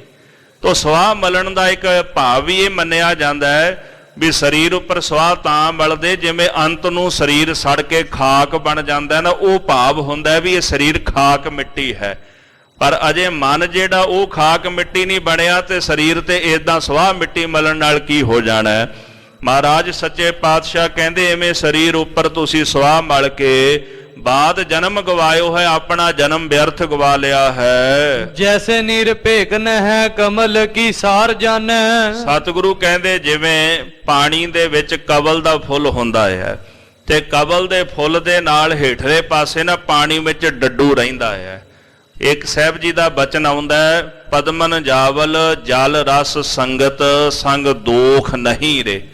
ਪਾਤਸ਼ਾਹ ਕਹਿੰਦੇ ਜਿਹੜਾ ਕਵਲ ਦਾ ਫੁੱਲ ਹੁੰਦਾ ਨਾ ਉਹਨੂੰ ਕੋਈ ਦੋਸ਼ ਨਹੀਂ ਹੁੰਦਾ, ਉਹ ਜਾਲੇ ਵਿੱਚ ਵੀ ਰਹਿੰਦਾ ਹੈ ਚਿੱਕੜ ਦੇ ਵਿੱਚ ਵੀ ਰਹਿੰਦਾ ਹੈ, ਪਰ ਦੋਸ਼ ਕਿਹਨੂੰ ਲੱਗਦਾ ਹੈ? ਮਹਾਰਾਜ ਕਹਿੰਦੇ ਨੇ ਦਾਦਰ ਤੂੰ ਕਬਹਿ ਨਾ ਜਾਣ ਸਰੇ। ਹੇ ਡੱਡੂ ਤੂੰ ਉਸ ਕਵਲ ਦੀ ਸਾਰ ਨਹੀਂ ਜਾਣਦਾ। ਉਹ ਕਵਲ ਦਾ ਫੁੱਲ ਖਿੜਿਆ ਹੋਇਆ ਵੇਖ ਤੇਰੇ ਨਾਲ ਹੈ, ਤੈਨੂੰ ਉਹਦੀ ਸਾਰ ਹੀ ਨਹੀਂ। ਬਖਸ਼ ਸਿਬਾਲ ਬਸਸ ਨਿਰਮਲ ਜਲ ਪਦਮਨ ਜਾਵਲ ਰੇ। ਤੂੰ ਹਰ ਰੋਜ਼ ਜਾਲਾ ਖਾਨਾ ਹੈ, ਕੀੜੇ ਖਾਨਾ ਹੈ, ਪਾਣੀ ਵਿੱਚ ਰਹਿਣਾ ਪਰ ਉਹਦੀ ਸਾਰ ਨਹੀਂ ਜਾਣਦਾ। ਨਾ ਤੂੰ ਨਿਰਮਲ ਜਲ ਦੀ ਸਾਰ ਜਾਣੀ, ਨਾ ਤੂੰ ਕਮਲ ਦੇ ਫੁੱਲ ਦੀ ਸਾਰ ਜਾਣੀ। ਤੇ ਸਤਿਗੁਰੂ ਜੀ ਇੱਥੇ ਕਹਿ ਰਹੇ ਨੇ ਕਿ ਜੈਸੇ ਕਵਲ ਦਾ ਫੁੱਲ ਪਾਣੀ ਦੇ ਵਿੱਚ ਰਹਿੰਦਾ, ਡੱਡੂ ਉਹਦੀ ਸਾਰ ਨਹੀਂ ਜਾਣਦਾ। ਸਿੱਧੋ ਇਸੇ ਪ੍ਰਕਾਰ ਤੁਸੀਂ ਵੀ ਪਰਮੇਸ਼ਰ ਦੇ ਨਾਮ ਦੀ ਸਾਰ ਨਹੀਂ ਜਾਣੀ। ਜੁਗਿਆ ਕਹਾਏ ਨਿਜ ਜੋਗ ਕੋਲ ਜਾਇਓ ਹੈ। ਆਪਣੇ ਆਪ ਨੂੰ ਜੋਗੀ ਕਹਾ ਕੇ ਤੁਸੀਂ ਜੋਗ ਨੂੰ ਵੀ ਲਾਜ ਲਾ ਦਿੱਤੀ ਹੈ। ਸੰਗਰ ਸੁਨਤ ਸ਼ਰੁਤ ਹੋਏ ਕੈਲ ਜਤ ਮਤ। ਸਤਿਗੁਰੂ ਜੀ ਦੇ ਬਚਨ ਸੁਣ ਕੇ ਸੰਗਰਨਾਥ ਸਿੱਧ ਜਿਹੜਾ ਸੀ ਸ਼ਰਮਿੰਦਾ ਹੋ ਗਿਆ। ਮਹਾਰਾਜ ਸੱਚੇ ਪਾਤਸ਼ਾਹ ਜੀ ਦੇ ਪਾਸੋਂ ਉੱਠ ਕੇ ਚੱਲ ਪਿਆ। ਸੰਸੈ ਧਾਰ ਚਿਤ ਐਸੇ ਬਚਨ ਅਲਾਇਓ ਹੈ। ਆਪਣੇ ਚਿੱਤ ਦੇ ਅੰਦਰ ਸੰਸਾ ਧਾਰਨ ਕਰਕੇ ਉਹਨੇ ਐਸੇ ਬਚਨ ਬੋਲੇ ਹਨ। ਕੌਣ ਹੈ ਜੁਗਤ ਜਾਤੇ ਕ੍ਰੋਧ ਹੂੰ ਕੀ ਜੀਤ ਲੀਜੈ। ਆਖਣ ਲੱਗਾ ਮਹਾਰਾਜ ਮੇਰੇ ਕੁਝ ਸਵਾਲਾਂ ਦਾ ਜਵਾਬ ਹੋਰ ਦਿਓ। ਮੇਰੇ ਮਨ ਵਿੱਚ ਇੱਕ ਸ਼ੰਕਾ ਰਹਿ ਗਿਆ। ਉਹ ਸ਼ੰਕਾ ਇਹ ਹੈ ਵੀ ਕਿਹੜੀ ਇਹੋ ਜੀ ਜੁਗਤੀ ਹੈ ਜਿਹਦੇ ਨਾਲ ਮਨੁੱਖ ਕ੍ਰੋਧ ਨੂੰ ਜਿੱਤ ਸਕਦਾ ਹੈ। ਹੋਏ ਕੈ ਅਤੀਤ ਕੈਸੇ ਕਾਮ ਕੋ ਗਵਾਈਏ। ਅਤੀਤ ਬਣ ਕੇ ਨਿਰਾਲਾ ਹੋ ਕੇ ਸਭ ਕੁਝ ਤਿਆਗ ਕੇ ਅੰਦਰ ਦਾ ਕਾਮ ਜਿਹੜਾ ਉਹਨੂੰ ਕੈਸੇ ਨਸ਼ਟ ਕੀਤਾ ਜਾ ਸਕਦਾ ਹੈ। ਸੀਸ ਕਾਲ ਟਰੈ ਕੈਸੇ ਲੋਭ ਪਰ ਹਰੈ ਔਰ। ਸਿਰ ਦੇ ਉੱਪਰੋਂ ਕਾਲ ਨੂੰ ਕਿਵੇਂ ਟਾਲਿਆ ਜਾ ਸਕਦਾ ਹੈ। ਔਰ ਅੰਦਰ ਦਾ ਜਿਹੜਾ ਲੋਭ ਹੈ, ਲੋਭ ਨੂੰ ਕੈਸੇ ਨਸ਼ਟ ਕੀਤਾ ਜਾ ਸਕਦਾ ਹੈ। ਕੌਣ ਸੀ ਜੁਗਤ ਤੇ ਅਮਰ ਪਦ ਜਾਈਏ। ਕਿਹੜੀ ਇਹੋ ਜੀ ਜੁਗਤੀ ਹੈ ਜਿਸ ਜੁਗਤੀ ਕਰਕੇ ਅਮਰ ਪਦਵੀ ਦੀ ਪ੍ਰਾਪਤੀ ਹੋ ਸਕਦੀ ਹੈ। ਮਾਇਆ ਤਜ ਕੈਸੇ ਕਰ ਜਗ ਮੈਂ ਰਹਾਏ ਨਰ। ਮਾਇਆ ਨੂੰ ਤਿਆਗ ਕੇ ਇਹ ਮਨੁੱਖ ਜਗਤ ਵਿੱਚ ਕਿਵੇਂ ਰਹਿ ਸਕਦਾ ਹੈ? ਮਾਇਆ ਨੂੰ ਕਿਵੇਂ ਤਿਆਗਿਆ ਜਾਂਦਾ ਹੈ ਔਰ ਮਾਇਆ ਨੂੰ ਤਿਆਗ ਕੇ ਜਗਤ ਵਿੱਚ ਕੈਸੇ ਰਹਿਆ ਜਾ ਸਕਦਾ ਹੈ? ਪੂਜਿਓ ਹੈ ਸੰਦੇਹ ਤਾਕੋ ਉੱਤਰ ਸੁਨਾਈਏ। ਇਹ ਮੇਰੇ ਮਨ ਦੇ ਅੰਦਰ ਸੰਦੇਹ ਸ਼ੰਕਾ ਹੈ, ਮਹਾਰਾਜ ਕਿਰਪਾ ਕਰਕੇ ਮੈਨੂੰ ਇਹਦਾ ਜਵਾਬ ਦੇਣਾ ਕਰੋ। ਐਸੇ ਸੁਨ ਬੈਨ ਗਤ ਦੈਨ ਗੁਣ ਐਨ ਗੁਰੂ। ਗੁਰੂ ਨਾਨਕ ਸਾਹਿਬ ਜੀ ਮਹਾਰਾਜ ਜੋ ਗੁਣਾਂ ਦੇ ਘਰ ਨੇ, ਜੋ ਆਪਣੇ ਪਿਆਰਿਆਂ ਨੂੰ ਮੁਕਤੀ ਦੀ ਦਾਤ ਬਖਸ਼ਿਸ਼ ਕਰਦੇ ਨੇ, ਜਿਹੜਾ ਅਧਿਕਾਰੀ ਬਣ ਕੇ ਗੁਰੂ ਚਰਨਾਂ ਦੇ ਪਾਸ ਉਪਦੇਸ਼ ਦੀ ਦਾਤ ਲੈਣ ਵਾਸਤੇ ਆਉਂਦਾ ਹੈ, ਉਹਨੂੰ ਗਿਆਨ ਦੀ ਦਾਤ ਬਖਸ਼ ਕੇ ਉਹਦੇ ਭਰਮ ਦੇ ਪਰਦੇ ਦੂਰ ਕਰਕੇ ਮੁਕਤੀ ਦੀ ਦਾਤ ਬਖਸ਼ਦੇ ਨੇ। ਐਸੇ ਪਾਤਸ਼ਾਹ ਗੁਰੂ ਨਾਨਕ ਸਾਹਿਬ ਜੀ ਨੇ ਇਸ ਸਿੱਧ ਦੇ ਸਵਾਲ ਸੁਣੇ ਹਨ। ਜਾਹੀ ਕੀ ਸ਼ਰਨ ਤੇ ਸਰਬ ਸੁਖ ਪਾਈਐ। ਧੰਨ ਗੁਰੂ ਨਾਨਕ ਦੇਵ ਜੀ ਮਹਾਰਾਜ ਜਿਨ੍ਹਾਂ ਦੀ ਸ਼ਰਨ ਜਾਇਆ ਸਰਬ ਸੁੱਖਾਂ ਦੀ ਪ੍ਰਾਪਤੀ ਹੋ ਜਾਂਦੀ ਹੈ। ਸ਼ਾਂਤ ਰੋਸ ਜੀਤ ਤਜ ਤ੍ਰਿਗੁਣ ਅਤੀਤ ਹੋਏ। ਪਾਤਸ਼ਾਹ ਕਹਿੰਦੇ ਜਦੋਂ ਸ਼ਾਂਤੀ ਅੰਦਰ ਪੈਦਾ ਹੋ ਜਾਏ ਨਾ, ਸ਼ਾਂਤੀ ਨਾਲ ਰੋਸ ਜਿੱਤਿਆ ਜਾ ਸਕਦਾ ਹੈ। ਸ਼ਾਂਤ ਰਾਸੀ ਐਸਾ ਹੈ, ਨਿਮਰਤਾ ਐਸੀ ਹੈ ਜਿਹਦੇ ਨਾਲ ਕ੍ਰੋਧ ਜਿੱਤਿਆ ਜਾ ਸਕਦਾ। ਪਰ ਨਿਮਰਤਾ ਜਿਹੜੀ ਹੈ ਉਹ ਇਦਾਂ ਨਹੀਂ ਧਾਰਨ ਕੀਤੀ ਜਾ ਸਕਦੀ। ਨਿਮਰਤਾ ਨੂੰ ਧਾਰਨ ਕਰਨ ਵਾਸਤੇ ਸਾਧਨਾ ਜ਼ਰੂਰੀ ਹੈ। ਜਿਤਨੀ ਜ਼ਿਆਦਾ ਮਨੁੱਖ ਸਾਧਨਾ ਕਰਦਾ ਉਤਨੀ ਨਿਮਰਤਾ ਆਉਂਦੀ ਹੈ। ਜੈਸੇ ਆਪਾਂ ਦਰਖਤ ਦੇ ਉੱਪਰ ਲੱਗੀ ਹੋਈ ਟਾਹਣੀ ਨੂੰ ਵੇਖਦੇ ਆ, ਉਹਦੇ ਤੇ ਲੱਗਾ ਫਲ ਜਿਉਂ-ਜਿਉਂ ਰਸ ਨਾਲ ਭਰਦਾ ਜਾਂਦਾ ਹੈ, ਟਾਹਣੀ ਚੁੱਕਦੀ ਜਾਂਦੀ, ਟਾਹਣੀ ਲਿਫਦੀ ਜਾਂਦੀ ਹੈ। ਇਸੇ ਪ੍ਰਕਾਰ ਜਦੋਂ ਅਭਿਆਸ ਹੋਵੇ ਨਾ ਬਾਣੀ ਦਾ, ਨਾਲ ਸੇਵਾ ਹੋਵੇ, ਸਿਮਰਨ ਹੋਵੇ, ਉਹਦੇ ਨਾਲ ਨਾਲ ਮਨ ਵਿੱਚ ਨਿਮਰਤਾ ਆਈ ਜਾਂਦੀ ਹੈ। ਜਿਤਨੀ ਜ਼ਿਆਦਾ ਨਿਮਰਤਾ ਆਉਂਦੀ ਮਨ ਓਨਾ ਜ਼ਿਆਦਾ ਝੁਕਦਾ ਹੈ। ਔਰ ਨਿਮਰਤਾ ਹੀ ਹੈ ਜਿਹਦੇ ਨਾਲ ਰੋਸ ਜਿੱਤਿਆ ਜਾ ਸਕਦਾ। ਨਿਮਰਤਾ ਤੋਂ ਬਿਨਾਂ ਕੋਈ ਹੋਰ ਤਰੀਕਾ ਨਹੀਂ ਜਿਹਦੇ ਨਾਲ ਆਪਾਂ ਕ੍ਰੋਧ ਨੂੰ ਜਿੱਤ ਸਕਦੇ ਹਾਂ। ਤਜ ਤ੍ਰਿਗੁਣ ਅਤੀਤ ਹੋਏ। ਅਤੀਤ ਕਿਵੇਂ ਬਣੀਦਾ? ਤਿੰਨ ਗੁਣ ਛੱਡ ਕੇ, ਰਜੋ ਗੁਣ, ਤਮੋ ਗੁਣ ਤੇ ਸਤੋ ਗੁਣ। ਇਹ ਤਿੰਨੇ ਗੁਣ ਮਾਇਆ ਰੂਪ ਨੇ। ਰਜ ਗੁਣ, ਤਮ ਗੁਣ, ਸਤ ਗੁਣ ਕਹੀ ਹੈ ਇਹ ਤੇਰੀ ਸਭ ਮਾਇਆ। ਇਹ ਮਾਇਆ ਹੀ ਨੇ ਤਿੰਨੇ ਗੁਣ। ਤਿੰਨੇ ਗੁਣਾਂ ਵਿੱਚ ਜੀਵਨ ਵਾਲਾ ਅਜੇ ਮਾਇਆ ਵਿੱਚ ਹੀ ਜੀ ਰਹੇ ਹੈ। ਗੁਰਮੁਖ ਚੌਥੇ ਪਦ ਵਿੱਚ ਜਾ ਪਹੁੰਚਦੇ ਨੇ। ਜਿਹਦੀ ਲਿਵ ਚੌਥੇ ਪਦ ਵਿੱਚ ਲੱਗ ਜਾਏ ਉਹ ਤਿੰਨਾਂ ਗੁਣਾਂ ਨੂੰ ਤਿਆਗ ਕੇ ਸੰਸਾਰ ਤੋਂ ਤੇ ਮਾਇਆ ਤੋਂ ਅਤੀਤ ਹੋ ਜਾਂਦਾ ਹੈ। ਗੁਰੂ ਮੁਖ ਪਾਏ ਗਿਆਨ ਕੰਮ ਕੋ ਗਵਾਈਏ। ਤੋ ਗਿਆਨ ਦੀ ਪ੍ਰਾਪਤੀ ਕੈਸੇ ਹੈ? ਗੁਰੂ ਦੇ ਮੁਖ ਦੁਆਰਾ ਉਪਦੇਸ਼ ਦੀ ਪ੍ਰਾਪਤੀ ਕਰਕੇ ਜਦੋਂ ਉਹਦੀ ਕਮਾਈ ਕਰਦੇ ਆ ਉਦੋਂ ਗਿਆਨ ਮਿਲਦਾ ਹੈ। ਦੇਖੋ ਗਿਆਨ ਇੱਕ ਪੜ੍ਹਿਆ ਜਾਂਦਾ ਹੈ। ਆਪਾਂ ਧਾਰਮਿਕ ਗ੍ਰੰਥ ਪੜ੍ਹਦੇ ਆ, ਕੋਈ ਦੁਨਿਆਵੀ ਵਿੱਦਿਆ ਪੜ੍ਹਦਾ ਹੈ ਔਰ ਦਾਸ ਦਾ ਇਹ ਆਪਣਾ ਅਨੁਭਵ ਹੈ ਜੀ, ਠੀਕ ਹੈ, ਉਹ ਆਪਣਾ ਮਨ ਸਮਝਾਉਣ ਕਰਕੇ ਆਪਾਂ ਉਹ ਗਿਆਨ ਪੜ੍ਹਦੇ ਹਾਂ। ਚਾਹੇ ਉਹ ਧਾਰਮਿਕ ਗਿਆਨ ਪੜ੍ਹੀਏ, ਚਾਹੇ ਆਪਾਂ ਦੁਨਿਆਵੀ ਪੁਸਤਕਾਂ ਪੜ੍ਹੀਏ, ਉਹ ਕੇਵਲ ਅਸੀਂ ਆਪਣੇ ਆਪ ਲਈ, ਆਪਣੀ ਨੌਲੇਜ ਲਈ ਗਿਆਨ ਅਸੀਂ ਪੜ੍ਹਦੇ ਹਾਂ। ਅਕਸਰ ਜਗਤ ਵਿੱਚ ਹੁੰਦਾ ਕੀ ਹੈ ਵੀ ਜਿਹੜਾ ਉਹ ਗਿਆਨ ਅਸੀਂ ਪੜ੍ਹਦੇ ਆ ਨਾ, ਉਹ ਸਾਡੇ ਸਿਰ ਦਾ ਵਜਨ, ਸਾਡੇ ਸਿਰ ਦਾ ਭਾਰ ਬਣ ਜਾਂਦਾ ਹੈ। ਉਹ ਜਦੋਂ ਸਿਰ ਦਾ ਵਜਨ ਬਣਦਾ ਨਾ, ਮਨੁੱਖ ਹੰਕਾਰੀ ਹੋ ਕੇ ਕਹਿੰਦਾ ਵੀ ਮੈਨੂੰ ਪਤਾ ਹੈ ਵੀ ਮੈਨੂੰ ਕੁਝ ਸੁਣਨ ਦੀ ਲੋੜ ਨਹੀਂ, ਮੈਨੂੰ ਕਿਸੇ ਦੀ ਗੱਲ ਮੰਨਣ ਦੀ ਲੋੜ ਨਹੀਂ। ਗੁਰੂ ਹਰਗੋਬਿੰਦ ਸਾਹਿਬ ਜੀ ਦੇ ਜੀਵਨ ਵਿੱਚ ਇੱਕ ਉਦਾਹਰਣ ਆਉਂਦੀ ਹੈ। ਪਾਤਸ਼ਾਹ ਨੇ ਸਿੱਖਾਂ ਨੂੰ ਸਮਝਾਇਆ ਵੀ ਇੱਕ ਤਾਂ ਅਗਿਆਨੀ ਹੁੰਦਾ ਹੈ। ਜਿਹੜਾ ਅਗਿਆਨੀ ਹੁੰਦਾ ਨਾ, ਪਾਤਸ਼ਾਹ ਕਹਿੰਦੇ ਵੀ ਉਹਨੇ ਜੇ ਅੰਮ੍ਰਿਤਸਰ ਸਾਹਿਬ ਆਉਣਾ ਹੋਵੇ, ਉਹ ਨਾਲ ਦੀ ਸੰਗਤ ਨੂੰ ਕਹਿੰਦਾ ਜੀ ਮੈਨੂੰ ਪਤਾ ਨਹੀਂ ਵੀ ਮੈਂ ਦਰਬਾਰ ਸਾਹਿਬ ਮੱਥਾ ਟੇਕਣ ਜਾਣਾ। ਇਹ ਉਦਾਹਰਣ ਛੇਵੇਂ ਪਾਤਸ਼ਾਹ ਜੀ ਨੇ ਦਿੱਤੀ ਸਿੱਖਾਂ ਨੂੰ। ਹਜ਼ੂਰ ਕਹਿੰਦੇ ਵੀ ਨਾਲ ਦੀ ਸੰਗਤ ਆਖਦੀ ਹੈ ਵੀ ਅਸੀਂ ਚੱਲੇ ਆ, ਤੂੰ ਸਾਡੇ ਨਾਲ ਆ ਜਾ। ਉਹ ਸੰਗਤ ਨਾਲ ਰਲ ਗਿਆ ਤੇ ਦਰਬਾਰ ਸਾਹਿਬ ਆਇਆ, ਇਸ਼ਨਾਨ ਕੀਤਾ, ਦਰਸ਼ਨ ਕੀਤੇ, ਬਾਣੀ ਪੜ੍ਹੀ, ਉਹਨੇ ਪਾਪ ਧੋ ਲਏ। ਉਹ ਅਗਿਆਨੀ ਤੋਂ ਗਿਆਨੀ ਬਣ ਗਿਆ ਕਿਉਂਕਿ ਉਹਨੂੰ ਮਾਰਗ ਪਤਾ ਲੱਗ ਗਿਆ, ਰਸਤਾ ਪਤਾ ਲੱਗ ਗਿਆ। ਪਰ ਰਸਤਾ ਕਿਵੇਂ ਪਤਾ ਲੱਗਾ? ਗੁਰਮੁਖਾਂ ਦੀ ਸੰਗਤ ਦੇ ਵਿੱਚੋਂ। ਦੂਸਰੇ ਸਾਧਕ ਹੁੰਦੇ ਨੇ ਜਿਨ੍ਹਾਂ ਨੂੰ ਰਸਤਾ ਪਹਿਲਾਂ ਹੀ ਪਤਾ ਹੁੰਦਾ, ਉਹ ਆਪਣੇ ਆਪ ਹੀ ਤੁਰ ਕੇ ਆ ਜਾਂਦੇ ਨੇ। ਮਹਾਰਾਜ ਕਹਿੰਦੇ ਤੀਸਰਾ ਗਿਆਨ ਵੱਧ ਹੁੰਦਾ ਹੈ। ਗਿਆਨ ਵੱਧ ਤੋਂ ਭਾਵ ਜਿਹਨੇ ਕੇਵਲ ਕਿਤਾਬੀ ਗਿਆਨ ਪ੍ਰਾਪਤ ਕੀਤਾ ਹੋਇਆ, ਉਹ ਕੇਵਲ ਆਪਣੇ ਲੋਭ ਦੀ ਪੂਰਤੀ ਲਈ ਜਾਂ ਤਰਕ ਲਈ ਜਾਂ ਝਗੜੇ ਲਈ ਉਹ ਕੇਵਲ ਪੜ੍ਹਦਾ ਹੈ। ਪਰ ਜਦੋਂ ਉਹਨੂੰ ਕੋਈ ਆਖੇ ਨਾ ਵੀ ਇਹ ਰਸਤਾ ਦਰਬਾਰ ਸਾਹਿਬ ਨੂੰ ਜਾਂਦਾ, ਉਹ ਕਹਿੰਦਾ ਨਹੀਂ ਜੀ ਮੈਨੂੰ ਪਤਾ ਹੈ, ਮੈਂ ਆਪੇ ਤੁਰ ਜਾਵਾਂਗਾ। ਪਰ ਉਹ ਤੁਰਦਾ ਹਮੇਸ਼ਾ ਉਲਟ ਪਾਸੇ ਹੈ, ਉਸ ਪਾਸੇ ਨਹੀਂ ਤੁਰਦਾ ਜਿਸ ਪਾਸੇ ਬਾਣੀ ਤੁਰਨ ਨੂੰ ਕਹਿੰਦੀ ਹੈ, ਉਸ ਪਾਸੇ ਨਹੀਂ ਤੁਰਦਾ। ਜਿਵੇਂ ਬਾਣੀ ਕਹਿੰਦੀ ਨਾ, ਆਪਣਾ ਕਹਿਆ ਆਪ ਨਾ ਕਮਾਵੇ, ਆਪਣਾ ਕਹਿਆ ਆਪ ਹੀ ਨਹੀਂ ਕਮਾਉਂਦਾ। ਕਹਿ ਕੀ ਰਿਹਾ ਜੋ ਬਾਣੀ ਕਹਿ ਰਹੀ ਹੈ, ਉਹੀ ਕਹਿ ਰਹੇ ਹੈ ਨਾ, ਪਰ ਕਦੇ ਆਪ ਨਹੀਂ ਕਮਾਇਆ। ਹਮੇਸ਼ਾ ਉਹ ਦੂਜਿਆਂ ਨੂੰ ਸੰਬੋਧਨ ਕਰਦਾ ਹੈ ਵੀ ਮੈਂ ਤੁਹਾਨੂੰ ਕਹਿ ਰਿਹਾ ਤੁਸੀਂ ਮੰਨੋ, ਪਰ ਆਪ ਨਹੀਂ ਮੰਨਦਾ। ਤੇ ਜੇ ਹੁਣ ਆਪ ਨਹੀਂ ਮੰਨੇਗਾ ਫਿਰ ਉਹਦੇ ਅੰਦਰ ਦਿਸ਼ਾ ਭਰਮ ਰਹੇਗਾ, ਉਹ ਭਟਕਦਾ ਹੀ ਰਹੇਗਾ ਸਾਰੀ ਜ਼ਿੰਦਗੀ, ਉਹ ਕਿਸੇ ਕੰਢੇ ਤੇ ਨਹੀਂ ਪਹੁੰਚੇਗਾ। ਗੁਰਮੁਖੋ ਗਿਆਨ ਪੜ੍ਹਨਾ ਜ਼ਰੂਰੀ ਹੈ। ਬਾਣੀ ਕਹਿੰਦੀ ਮਨ ਸਮਝਾਵਨ ਕਾਰਣੇ ਕਛੂਕ ਪੜ੍ਹੀਐ ਗਿਆਨ। ਹੁਣ ਤੱਕ ਜਿਹੜੀ ਗੱਲ ਅਨੁਭਵ ਵਿੱਚ ਆਈ ਹੈ, ਮਨ ਨੂੰ ਸਮਝਾਉਣ ਲਈ ਗਿਆਨ ਪੜ੍ਹਨਾ ਚਾਹੀਦਾ, ਪਰ ਜਿਹਨੂੰ ਅਸੀਂ ਗਿਆਨ ਮੰਨੀ ਬੈਠੇ ਹਾਂ ਉਹ ਗਿਆਨ ਨਹੀਂ। ਪੜ੍ਹਨਾ ਜ਼ਰੂਰੀ ਹੈ, ਪਰ ਅਸਲ ਗਿਆਨ ਉਹ ਹੈ ਜਿਹੜਾ ਸਾਡਾ ਜ਼ਿੰਦਗੀ ਦਾ ਅਨੁਭਵ ਹੈ, ਜਿਹੜਾ ਅਨੁਭਵ ਗੁਰਬਾਣੀ ਦੁਆਰਾ ਸਤਿਗੁਰੂ ਸਾਨੂੰ ਬਖਸ਼ਦੇ ਨੇ, ਉਹ ਅਸਲੀ ਗਿਆਨ ਹੈ।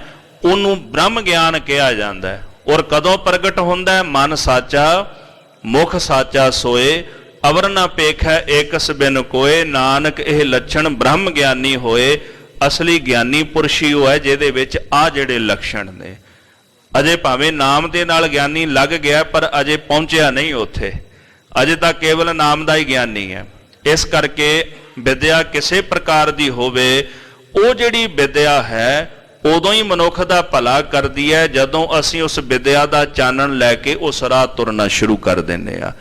ਮਹਾਰਾਜ ਗੁਰੂ ਨਾਨਕ ਸਾਹਿਬ ਜੀ ਆਖਣ ਲੱਗੇ ਸਿੱਧ ਨੂੰ ਕਿ ਸਿੱਧਾ ਗੁਰੂ ਮੁਖ ਪਾਏ ਗਿਆਨ ਕਾਮ ਕੋ ਗਵਾਈ ਹੈ। ਗੁਰੂ ਦੇ ਮੁਖ ਦੁਆਰਾ ਉਪਦੇਸ਼ ਦੀ ਪ੍ਰਾਪਤੀ ਕਰਕੇ ਜਦੋਂ ਅਸੀਂ ਉਹਦੀ ਕਮਾਈ ਕਰਦੇ ਹਾਂ ਫਿਰ ਗਿਆਨ ਦੀ ਪ੍ਰਾਪਤੀ ਹੁੰਦੀ ਹੈ। ਉਸ ਗਿਆਨ ਦੇ ਨਾਲ ਫਿਰ ਕਾਮ ਨਸ਼ਟ ਹੁੰਦਾ ਹੈ। ਜਦੋਂ ਪਤਾ ਲੱਗਦਾ ਵੀ ਕਾਮ ਕੀ ਹੈ, ਨਿਮਖ ਕਾਮ ਸਵਾਦ ਕਾਰਨ ਕੋਟ ਦਿਨਸ ਦੁਖ ਪਾਵੈ, ਇਹ ਪਤਾ ਲੱਗ ਜਾਂਦਾ ਵੀ ਨਿਮਖ ਰਸ ਦੇ ਵਾਸਤੇ ਇਹ ਮਨੁੱਖ ਕਰੋੜਾਂ ਦਿਨ ਦੁੱਖਾਂ ਦੀ ਪ੍ਰਾਪਤੀ ਕਰਦਾ ਹੈ। ਕਾਮੰ ਨਰਕ ਬਿਸਰਾਮੰ ਬਹੁ ਜੋਨੀ ਪ੍ਰਮਾਵਣ। ਜਦੋਂ ਗੁਰੂ ਦੇ ਮੁਖ ਦੁਆਰਾ ਗਿਆਨ ਦੀ ਪ੍ਰਾਪਤੀ ਹੋ ਜਾਂਦੀ ਹੈ ਨਾ ਵੀ ਇਹੋ ਜਿਹੇ ਵਿਕਾਰਾਂ ਕਰਕੇ ਤਾਂ ਨਰਕਾਂ ਵਿੱਚ ਭਰਮਣਾ ਹੈ, ਉਦੋਂ ਆਪਣੇ ਆਪ ਹੀ ਫਿਰ ਵਿਕਾਰ ਛੱਡ ਕੇ ਸਹੀ ਰਸਤੇ ਤੁਰ ਪੈਂਦਾ ਹੈ। ਨਾਮ ਲਿਵ ਕਾਲ ਟਰੈ, ਲੋਭ ਤੇ ਸੰਤੋਖ ਤਰੈ। ਜਦੋਂ ਨਾਮ ਦੇ ਨਾਲ ਲਿਵ ਲੱਗ ਜਾਂਦੀ ਆ ਉਦੋਂ ਫਿਰ ਕਾਲ ਟਲ ਜਾਂਦਾ ਹੈ। ਜੈਸੇ ਬਾਣੀ ਕਹਿੰਦੀ ਨਾ, ਸੰਤ ਤੁਮਾਰੇ ਤੁਮਰੇ ਪ੍ਰੀਤਮ ਤਿਨ ਕੋ ਕਾਲ ਨਾ ਖਾਤੇ। ਵਾਹਿਗੁਰੂ ਤੁਹਾਡੇ ਪਿਆਰਿਆਂ ਨੂੰ ਕਦੇ ਕਾਲ ਨਹੀਂ ਖਾਂਦਾ, ਕਿਉਂਕਿ ਉਹ ਕਾਲ ਤੋਂ ਉੱਪਰ ਉੱਠ ਜਾਂਦੇ ਨੇ, ਸਮੇਂ ਤੋਂ ਉੱਪਰ ਉੱਠ ਜਾਂਦੇ ਨੇ। ਪਰਮਾਤਮਾ ਵਿੱਚ ਜੋ ਤ੍ਰਈ ਕਾਲਾ ਬਾਦ, ਤਿੰਨਾਂ ਕਾਲਾਂ ਤੋਂ ਅਤੀਤ, ਤ੍ਰਿਗੁਣ ਅਤੀਤ ਹੈ ਵਾਹਿਗੁਰੂ, ਉਹਦੇ ਵਿੱਚ ਜਾ ਕਰਕੇ ਉਹ ਸਮਾ ਜਾਂਦੇ ਨੇ। ਫਿਰ ਜਨਮ ਤੇ ਮਰਨ ਦੇ ਗੇੜ ਤੋਂ ਐਸੇ ਗੁਰਮੁਖ ਰਹਿਤ ਹੋ ਜਾਂਦੇ ਹਨ। ਧਿਆਨ ਹਰ ਕਰੈ ਤੇ ਅਮਰ ਪਦ ਜਾਈਏ। ਉਹਨੇ ਆਖਿਆ ਜੀ ਲੋਭ ਨੂੰ ਕਿਵੇਂ ਦੂਰ ਕਰੀਏ? ਲੋਭ ਤੇ ਸੰਤੋਖ ਧਰੈ। ਸੰਤੋਖ ਧਾਰਨ ਕਰਕੇ ਹੀ ਲੋਭ ਨਿਵਰਤ ਹੁੰਦਾ ਹੈ। ਲੋਭ ਦੀ ਪੂਰਤੀ ਨਹੀਂ ਹੁੰਦੀ, ਲੋੜ ਦੀ ਪੂਰਤੀ ਹੋ ਜਾਂਦੀ ਹੈ ਜੀ। ਆਪਾਂ ਲੋੜਾਂ ਦੀ ਖਾਤਰ ਲੋਭੀ ਹੁੰਨੇ ਆ, ਪਰ ਸੱਚ ਜਾਣਿਓ ਲੋਭ ਜਿਹੜਾ ਸਾਡਾ ਅੰਦਰ ਦਾ ਹੁੰਦਾ ਨਾ, ਉਹ ਟਿਕਦਾ ਲੋੜ ਦੇ ਸਹਾਰੇ ਆ। ਸਾਡਾ ਇੱਕ ਬਹਾਨਾ ਹੁੰਦਾ ਜੀ, ਮੇਰੀਆਂ ਲੋੜਾਂ ਪੂਰੀਆਂ ਨਹੀਂ ਹੁੰਦੀਆਂ। ਲੋੜ ਇੱਕ ਬਹਾਨਾ ਹੈ। ਲੋਭ ਜਿਹੜਾ ਹੈ ਉਹ ਅਸੀਮਤ ਹੁੰਦਾ ਹੈ, ਲੋੜ ਸੀਮਤ ਹੁੰਦੀ ਹੈ। ਲੋੜ ਪੂਰੀ ਹੋ ਸਕਦੀ ਹੈ, ਲੋਭ ਪੂਰਾ ਨਹੀਂ ਹੋ ਸਕਦਾ। ਤੋ ਲੋਭ ਦੀ ਨਿਵਰਤੀ ਦਾ ਸਾਧਨ ਕੇਵਲ ਸੰਤੋਖ ਹੀ ਹੈ। ਤੋ ਸੰਤੋਖ ਦਾ ਮਤਲਬ ਕੀ ਹੈ? ਗੁਰਬਾਣੀ ਜੈਸੇ ਕਹਿੰਦੀ ਬਿਨਾ ਸੰਤੋਖ ਨਹੀਂ ਕੋ ਰਾਜੈ, ਸੰਤੋਖ ਤੋਂ ਬਿਨਾ ਰੱਜਦਾ ਕੋਈ ਨਹੀਂ। ਸੰਤੋਖ ਦੇ ਅਰਥ ਬੜੇ ਸੌਖੇ ਨੇ, ਪਰ ਕਮਾਉਣਾ ਇਹ ਸ਼ਬਦ ਬੜਾ ਔਖਾ ਹੈ। ਇੱਕ ਵਿਦਵਾਨ ਨੇ ਅਰਥ ਕੀਤਾ, ਸੰਤੋਖ ਦਾ ਮਤਲਬ ਹੈ ਜੀ ਪ੍ਰਸੰਨਤਾ। ਪ੍ਰਸੰਨਤਾ ਇਹਦਾ ਮਤਲਬ ਹੈ ਜੋ ਮਿਲ ਗਿਆ ਉਹਦੇ ਵਿੱਚ ਹੀ ਪ੍ਰਸੰਨ। ਜੇ ਥੋੜਾ ਮਿਲ ਗਿਆ ਥੋੜੇ ਵਿੱਚ ਪ੍ਰਸੰਨਤਾ, ਜ਼ਿਆਦਾ ਮਿਲ ਗਿਆ ਜ਼ਿਆਦੇ ਵਿੱਚ ਪ੍ਰਸੰਨਤਾ। ਬਸ ਉਹਦੇ ਵਿੱਚ ਸ਼ੁਕਰਾਨਾ ਹੁੰਦਾ, ਵਾਹਿਗੁਰੂ ਤੂੰ ਦੇ ਦਿੱਤਾ ਹੈ, ਭਾਵੇਂ ਥੋੜਾ ਦਿੱਤਾ ਭਾਵੇਂ ਜ਼ਿਆਦਾ ਦੇ ਦਿੱਤਾ, ਪਰ ਤੇਰਾ ਸ਼ੁਕਰ ਹੈ ਤੂੰ ਸਾਡੀ ਝੋਲੀ ਭਰ ਦਿੱਤੀ ਹੈ। ਪ੍ਰਸੰਨਤਾ ਹੀ ਅਸਲ ਵਿੱਚ ਸੰਤੋਖ ਹੈ। ਜਿਹੜਾ ਮਨੁੱਖ ਥੋੜੇ ਤੇ ਜ਼ਿਆਦੇ ਵਿੱਚ ਪ੍ਰਸੰਨ ਰਹਿੰਦਾ ਉਹ ਸੰਤੋਖੀ ਹੈ। ਇਹੋ ਜਿਹਾ ਮਨੁੱਖ ਲੋਭ ਨੂੰ ਜਿੱਤ ਸਕਦਾ ਹੈ। ਤੇ ਜਿਹੜਾ ਬੰਦਾ ਲੋਭੀ ਹੈ ਨਾ, ਉਹ ਸਾਰੀ ਜ਼ਿੰਦਗੀ ਨਹੀਂ ਰੱਜਦਾ, ਕਿਉਂਕਿ ਜਦੋਂ ਉਹਦੇ ਕੋਲ ਬਹੁਤਾ ਵੀ ਹੁੰਦਾ ਨਾ, ਉਹ ਤਾਂ ਵੀ ਕਹਿੰਦਾ ਵੀ ਥੋੜਾ ਆ। ਮਸ਼ਕੀਨ ਜੀ ਨੇ ਲੋਭ ਦੇ ਬੜੇ ਪਿਆਰੇ ਅਰਥ ਕੀਤੇ। ਉਹ ਕਹਿੰਦੇ ਲੋਭ ਦਾ ਮਤਲਬ ਇਹ ਹੈ ਵੀ ਜੋ ਹੈ ਕੁਛ ਵੀ ਨਹੀਂ, ਇਹ ਥੋੜਾ ਆ, ਭਾਵੇਂ ਬਹੁਤਾ ਹੀ ਹੋਵੇ, ਸਾਰੀ ਦੁਨੀਆ ਦਾ ਰਾਜ ਕਹਿੰਦੇ ਕਿਉਂ ਨਾ ਪ੍ਰਾਪਤ ਕਰ ਲਵੇ, ਫਿਰ ਵੀ ਆਖਦਾ, ਕਹਿੰਦਾ ਜੀ ਥੋੜਾ, ਕਹਿੰਦੇ ਇਹੀ ਲੋਭ ਹੈ। ਸੰਤੋਖ ਕੀ ਹੈ? ਜੋ ਹੈ ਬਹੁਤਾ ਹੈ। ਬਹੁਤਾ ਕਹੀਏ, ਬਹੁਤਾ ਹੋਏ, ਫਿਰ ਆਪੇ ਹੀ ਮਹਾਰਾਜ ਬਰਕਤਾਂ ਪਾ ਦਿੰਦੇ, ਜਦੋਂ ਥੋੜੇ ਨੂੰ ਵੀ ਬਹੁਤਾ ਕਹਿਣਾ ਸ਼ੁਰੂ ਕਰ ਦਿੰਦੇ ਆ। ਮਹਾਰਾਜ ਸੱਚੇ ਪਾਤਸ਼ਾਹ ਕਹਿੰਦੇ ਲੋਭ ਤੇ ਸੰਤੋਖ ਧਰੈ, ਸੰਤੋਖ ਧਾਰਨ ਕਰਨ ਨਾਲ ਲੋਭ ਦੀ ਨਿਵਰਤੀ ਹੁੰਦੀ ਹੈ। ਧਿਆਨ ਹਰ ਕਰੈ ਤੇ ਅਮਰ ਪਦ ਜਾਈਐ। ਜਦੋਂ ਹਰੀ ਦਾ ਧਿਆਨ ਧਾਰਨ ਕਰਦੇ ਆ, ਸੁਰਤ ਗੁਰੂ ਕੇ ਸ਼ਬਦ ਵਿੱਚ ਜੋੜਦੇ ਹਾਂ, ਫਿਰ ਅਮਰ ਪਦਵੀ ਦੀ ਪ੍ਰਾਪਤੀ ਕਰ ਲਈਦੀ ਹੈ। ਸੰਤਨ ਕੀ ਸੰਗਤ ਕੈ ਮਾਇਆ ਤੇ ਅਲੇਪ ਰਹੈ। ਸੰਤਾਂ ਦੀ ਸੰਗਤ ਵਿੱਚ ਮਾਇਆ ਤੋਂ ਅਲੇਪ ਰਿਹਾ ਜਾ ਸਕਦਾ ਹੈ। ਸੰਤ ਆਪ ਮਾਇਆ ਤੋਂ ਨਿਰਲੇਪ ਨੇ, ਤੇ ਜਿਹੜਾ ਸੰਗਤਾਂ ਦੀ ਸੰਗਤ ਵਿੱਚ ਬਹਿੰਦਾ ਉਹ ਮਾਇਆ ਤੋਂ ਨਿਰਲੇਪ ਹੋ ਜਾਂਦਾ। ਪਰ ਇਦਾਂ ਨਹੀਂ ਜੀ, ਜਦੋਂ ਸੰਗਤ ਕਰਕੇ ਸੰਤਾਂ ਦਾ ਦਿੱਤਾ ਹੋਇਆ ਉਪਦੇਸ਼, ਸੰਤ ਕਾ ਮਾਰਗ ਧਰਮ ਕੀ ਪੌੜੀ, ਜਦੋਂ ਉਹਨਾਂ ਦਾ ਦੱਸਿਆ ਹੋਇਆ ਮਾਰਗ ਉਸ ਮਾਰਗ ਤੇ ਚੱਲਦਾ ਹੈ, ਤੇ ਫਿਰ ਆਪਣੇ ਆਪ ਹੀ ਮਾਇਆ ਤੋਂ ਨਿਰਲੇਪ ਹੋਣਾ ਸ਼ੁਰੂ ਹੋ ਜਾਂਦਾ ਹੈ। ਔਰ ਇੱਕ ਨਾਲ ਹੋਰ ਬੇਨਤੀ ਹੈ, ਸੰਤਾਂ ਦੀ ਸੰਗਤ ਮਨ ਦੇ ਉੱਪਰ ਬੜਾ ਗਹਿਰਾ ਅਸਰ ਕਰਦੀ ਹੈ, ਪਰ ਮਨ ਜਗਿਆਸੂ ਹੋਣਾ ਚਾਹੀਦਾ। ਪੱਥਰ ਤਾਂ ਬਦਲ ਨਹੀਂ ਸਕਦਾ, ਉਹਦਾ ਕਿਤੇ ਵੀ ਚਲਾ ਜਾਏ, ਪਾਣੀ 'ਚ ਰੱਖ ਦਿਓ, ਭਾਵੇਂ ਚੰਦਨ 'ਚ ਰੱਖ ਦਿਓ, ਉਹਨੂੰ ਕੋਈ ਫਰਕ ਨਹੀਂ ਪੈਂਦਾ। ਪੱਥਰ ਨਹੀਂ ਬਦਲ ਸਕਦਾ। ਜੇ ਅੰਦਰ ਜਗਿਆਸੂ ਵਾਲੀ ਬਿਰਤੀ ਹੈ, ਸਾਡੇ ਅੰਦਰ ਜਗਿਆਸਾ ਹੈ, ਫਿਰ ਅਸੀਂ ਜਦੋਂ ਉਹਨਾਂ ਦੀ ਸੰਗਤ ਵਿੱਚ ਜਾ ਕੇ ਬਹਿਨੇ ਆ, ਫਿਰ ਕਿਤੇ ਜਾ ਕੇ ਰੰਗ ਲੱਗਦਾ ਹੈ। ਮਹਾਰਾਜ ਸੱਚੇ ਪਾਤਸ਼ਾਹ ਕਹਿੰਦੇ ਸੰਤਾਂ ਦੀ ਸੰਗਤ ਵਿੱਚ ਬਹਿ ਕੇ ਮਾਇਆ ਤੋਂ ਨਿਰਲੇਪ ਹੋ ਜਾਈਦਾ ਹੈ। ਬਿਖੈ ਬਿਖ ਜਾਣ ਕੈ ਹਿਰਦੈ ਤੇ ਬਿਸਾਰੀਏ। ਵਿਕਾਰਾਂ ਨੂੰ ਜ਼ਹਿਰ ਰੂਪ ਜਾਣ ਕੇ ਵੀ ਇਹ ਜ਼ਹਿਰ ਹੈ। ਹੁਣ ਜ਼ਹਿਰ ਤੋਂ ਤਾਂ ਹਰ ਕੋਈ ਡਰਦਾ ਹੈ ਨਾ, ਜ਼ਹਿਰ ਖਾਣ ਤੋਂ ਹਰ ਬੰਦਾ ਡਰਦਾ ਹੈ, ਅੰਮ੍ਰਿਤ ਤੋਂ ਕੋਈ ਨਹੀਂ ਡਰਦਾ। ਸਤਿਗੁਰੂ ਕਹਿੰਦੇ ਇਨ ਬਿਨ ਇਸੇ ਤਰ੍ਹਾਂ ਵਿਕਾਰਾਂ ਨੂੰ ਜ਼ਹਿਰ ਰੂਪ ਕਰਕੇ ਜਾਣਨਾ ਕਿ ਜੇ ਇਹ ਵਿਕਾਰ ਅਸੀਂ ਗ੍ਰਹਿਣ ਕਰਾਂਗੇ ਨਾ, ਸਾਡੀ ਆਤਮਿਕ ਮੌਤ ਹੋ ਜਾਏਗੀ। ਜਦੋਂ ਵਿਕਾਰਾਂ ਨੂੰ ਜ਼ਹਿਰ ਰੂਪ ਕਰਕੇ ਜਾਣਾਂਗੇ, ਆਪਣੇ ਆਪ ਹੀ ਇਹਨਾਂ ਦਾ ਤਿਆਗ ਕਰ ਦਿਆਂਗੇ। ਇਸ ਤਰ੍ਹਾਂ ਉਹਨਾਂ ਨੂੰ ਜ਼ਹਿਰ ਰੂਪ ਜਾਣ ਕੇ ਤਿਆਗੀਦਾ ਹੈ। ਭਾਉ ਸੋ ਭਗਤ ਹੈ ਉਤਮ ਜੁਗਤ ਵੜੀ। ਮਹਾਰਾਜ ਜੀ ਕਹਿੰਦੇ ਜਿਹੜੀ ਪ੍ਰੇਮਾ ਭਗਤੀ ਕਰਨੀ ਹੈ ਨਾ ਅਕਾਲ ਪੁਰਖ ਵਾਹਿਗੁਰੂ ਪਰਮੇਸ਼ਰ ਦੀ, ਇਹ ਸਭ ਤੋਂ ਉੱਤਮ ਹੈ, ਸਭ ਤੋਂ ਵੱਡੀ ਜੁਗਤੀ ਹੈ। ਜਿਹੜਾ ਪ੍ਰੇਮਾ ਭਗਤੀ ਨਾਲ ਅੰਦਰੋਂ ਭਰ ਜਾਏ, ਸਾਰੇ ਰੰਗ ਉਹਦੇ ਅੰਦਰ ਭਰੇ ਜਾਂਦੇ ਨੇ। ਪ੍ਰੇਮ ਇੱਕ ਹੈ ਹੀ ਇਹੋ ਜਿਹਾ ਮਾਰਗ, ਪਰਮੇਸ਼ਰ ਦਾ ਪ੍ਰੇਮ ਜਿਨ੍ਹਾਂ ਦੇ ਹਿਰਦੇ ਵਿੱਚ ਭਰ ਜਾਂਦਾ ਹੈ, ਸਾਰੇ ਗੁਣ ਉਹਨਾਂ ਦੇ ਹਿਰਦੇ ਦੇ ਵਿੱਚ ਆ ਜਾਂਦੇ ਨੇ। ਪ੍ਰੇਮੀ ਦਾ ਰੰਗ, ਉਹਦੀ ਜੁਗਤੀ, ਉਹਦੇ ਜਿਉਣ ਦਾ ਢੰਗ ਹੀ ਦੁਨੀਆ ਨਾਲੋਂ ਬੜਾ ਵੱਖਰਾ ਹੁੰਦਾ ਜਿਹੜੇ ਵਾਹਿਗੁਰੂ ਦੇ ਪ੍ਰੇਮੀ ਹੁੰਦੇ ਨੇ। ਠੀਕ ਹੈ, ਜਗਤ ਵਿੱਚ ਸਤ ਸੰਗੀ ਵੀ ਨੇ, ਸਾਧਨਾ ਕਰਨ ਵਾਲੇ ਸਾਧੂ ਸਾਧਕ ਵੀ ਹਨ ਜਗਤ ਦੇ ਅੰਦਰ, ਵੱਖਰੇ ਵੱਖਰੇ ਫਿਰਕੇ ਨੇ ਜਗਤ ਦੇ ਅੰਦਰ, ਪਰ ਜਿਹੜਾ ਪ੍ਰੇਮੀ ਦਾ ਜੀਵਨ ਹੁੰਦਾ ਨਾ, ਉਹ ਬਿਲਕੁਲ ਵੱਖਰਾ ਹੁੰਦਾ ਹੈ। ਜਦੋਂ ਆਪਾਂ ਬਾਬਾ ਫਰੀਦ ਸਾਹਿਬ ਜੀ ਦੇ ਸ਼ਲੋਕ ਪੜ੍ਹੀਏ, ਔਰ ਇੱਕ ਵੱਖਰਾ ਹੀ ਰੰਗ ਉਹਨਾਂ ਦੇ ਸ਼ਲੋਕਾਂ ਵਿੱਚੋਂ ਨਜ਼ਰ ਹੀ ਪੈਂਦਾ ਹੈ। ਗੁਰੂ ਅਰਜਨ ਦੇਵ ਮਹਾਰਾਜ ਜੀ ਦੀ ਬਾਣੀ ਪੜ੍ਹੀਏ, ਇੱਕ ਵੱਖਰਾ ਹੀ ਰੰਗ ਉਸ ਬਾਣੀ ਵਿੱਚੋਂ ਸਾਨੂੰ ਦਿਖਾਈ ਦਿੰਦਾ ਹੈ। ਗੁਰੂ ਰਾਮਦਾਸ ਮਹਾਰਾਜ ਜੀ ਦੇ ਬੋਲ ਪੜ੍ਹੀਏ, ਇੱਕ ਵੱਖਰਾ ਹੀ ਆਨੰਦ ਉਹਦੇ ਵਿੱਚੋਂ ਦਿਖਾਈ ਦਿੰਦਾ ਹੈ। ਔਰ ਰਵਿੰਦਰਨਾਥ ਟੈਗੋਰ ਨੇ ਇੱਕ ਗੱਲ ਲਿਖੀ ਜੀ, ਉਹ ਕਹਿੰਦੇ ਦੁਨੀਆ ਦੇ ਵਿੱਚ ਲੋਕ ਪ੍ਰੇਮੀਆਂ ਦੀ ਗੱਲ ਕਰਦੇ ਨੇ, ਕਹਿੰਦੇ ਹੁਣ ਤੱਕ ਸਾਰੇ ਸੰਸਾਰ ਦੇ ਇਤਿਹਾਸ ਨੂੰ ਫੋਲ ਕੇ ਮੈਂ ਦੁਨੀਆ ਵਿੱਚੋਂ ਇੱਕੋ ਹੀ ਰੱਬ ਦਾ ਪ੍ਰੇਮੀ ਲੱਭਿਆ, ਉਹ ਪੰਜਵੇਂ ਪਾਤਸ਼ਾਹ ਗੁਰੂ ਅਰਜਨ ਦੇਵ ਮਹਾਰਾਜ ਨੇ, ਜਿਨ੍ਹਾਂ ਨੇ ਤੱਤੀ ਲੋਹ ਦੇ ਉੱਤੇ ਬਹਿ ਕੇ ਵੀ ਅਕਾਲ ਪੁਰਖ ਦਾ ਸ਼ੁਕਰਾਨਾ ਕੀਤਾ, ਜਿਨ੍ਹਾਂ ਤੱਤੀ ਲੋਹ ਤੇ ਬਹਿ ਕੇ ਵੀ ਆਖਿਆ ਵਾਹਿਗੁਰੂ ਤੇਰਾ ਕੀਆ ਮੀਠਾ ਲੱਗੈ, ਹਰ ਨਾਮ ਪਦਾਰਥ ਨਾਨਕ ਮੰਗੈ। ਕਹਿੰਦੇ ਦੁਨੀਆ ਦੀ ਹਿਸਟਰੀ ਵਿੱਚੋਂ ਇਹੋ ਜਿਹਾ ਮੈਨੂੰ ਪ੍ਰੇਮੀ ਕੋਈ ਨਹੀਂ ਲੱਭਿਆ ਜਿਹੜਾ ਤੱਤੀ ਲੋਹ ਤੇ ਬਹਿ ਕੇ ਵੀ ਰੱਬ ਦਾ ਸ਼ੁਕਰਾਨਾ ਕਰਦਾ ਹੋਵੇ।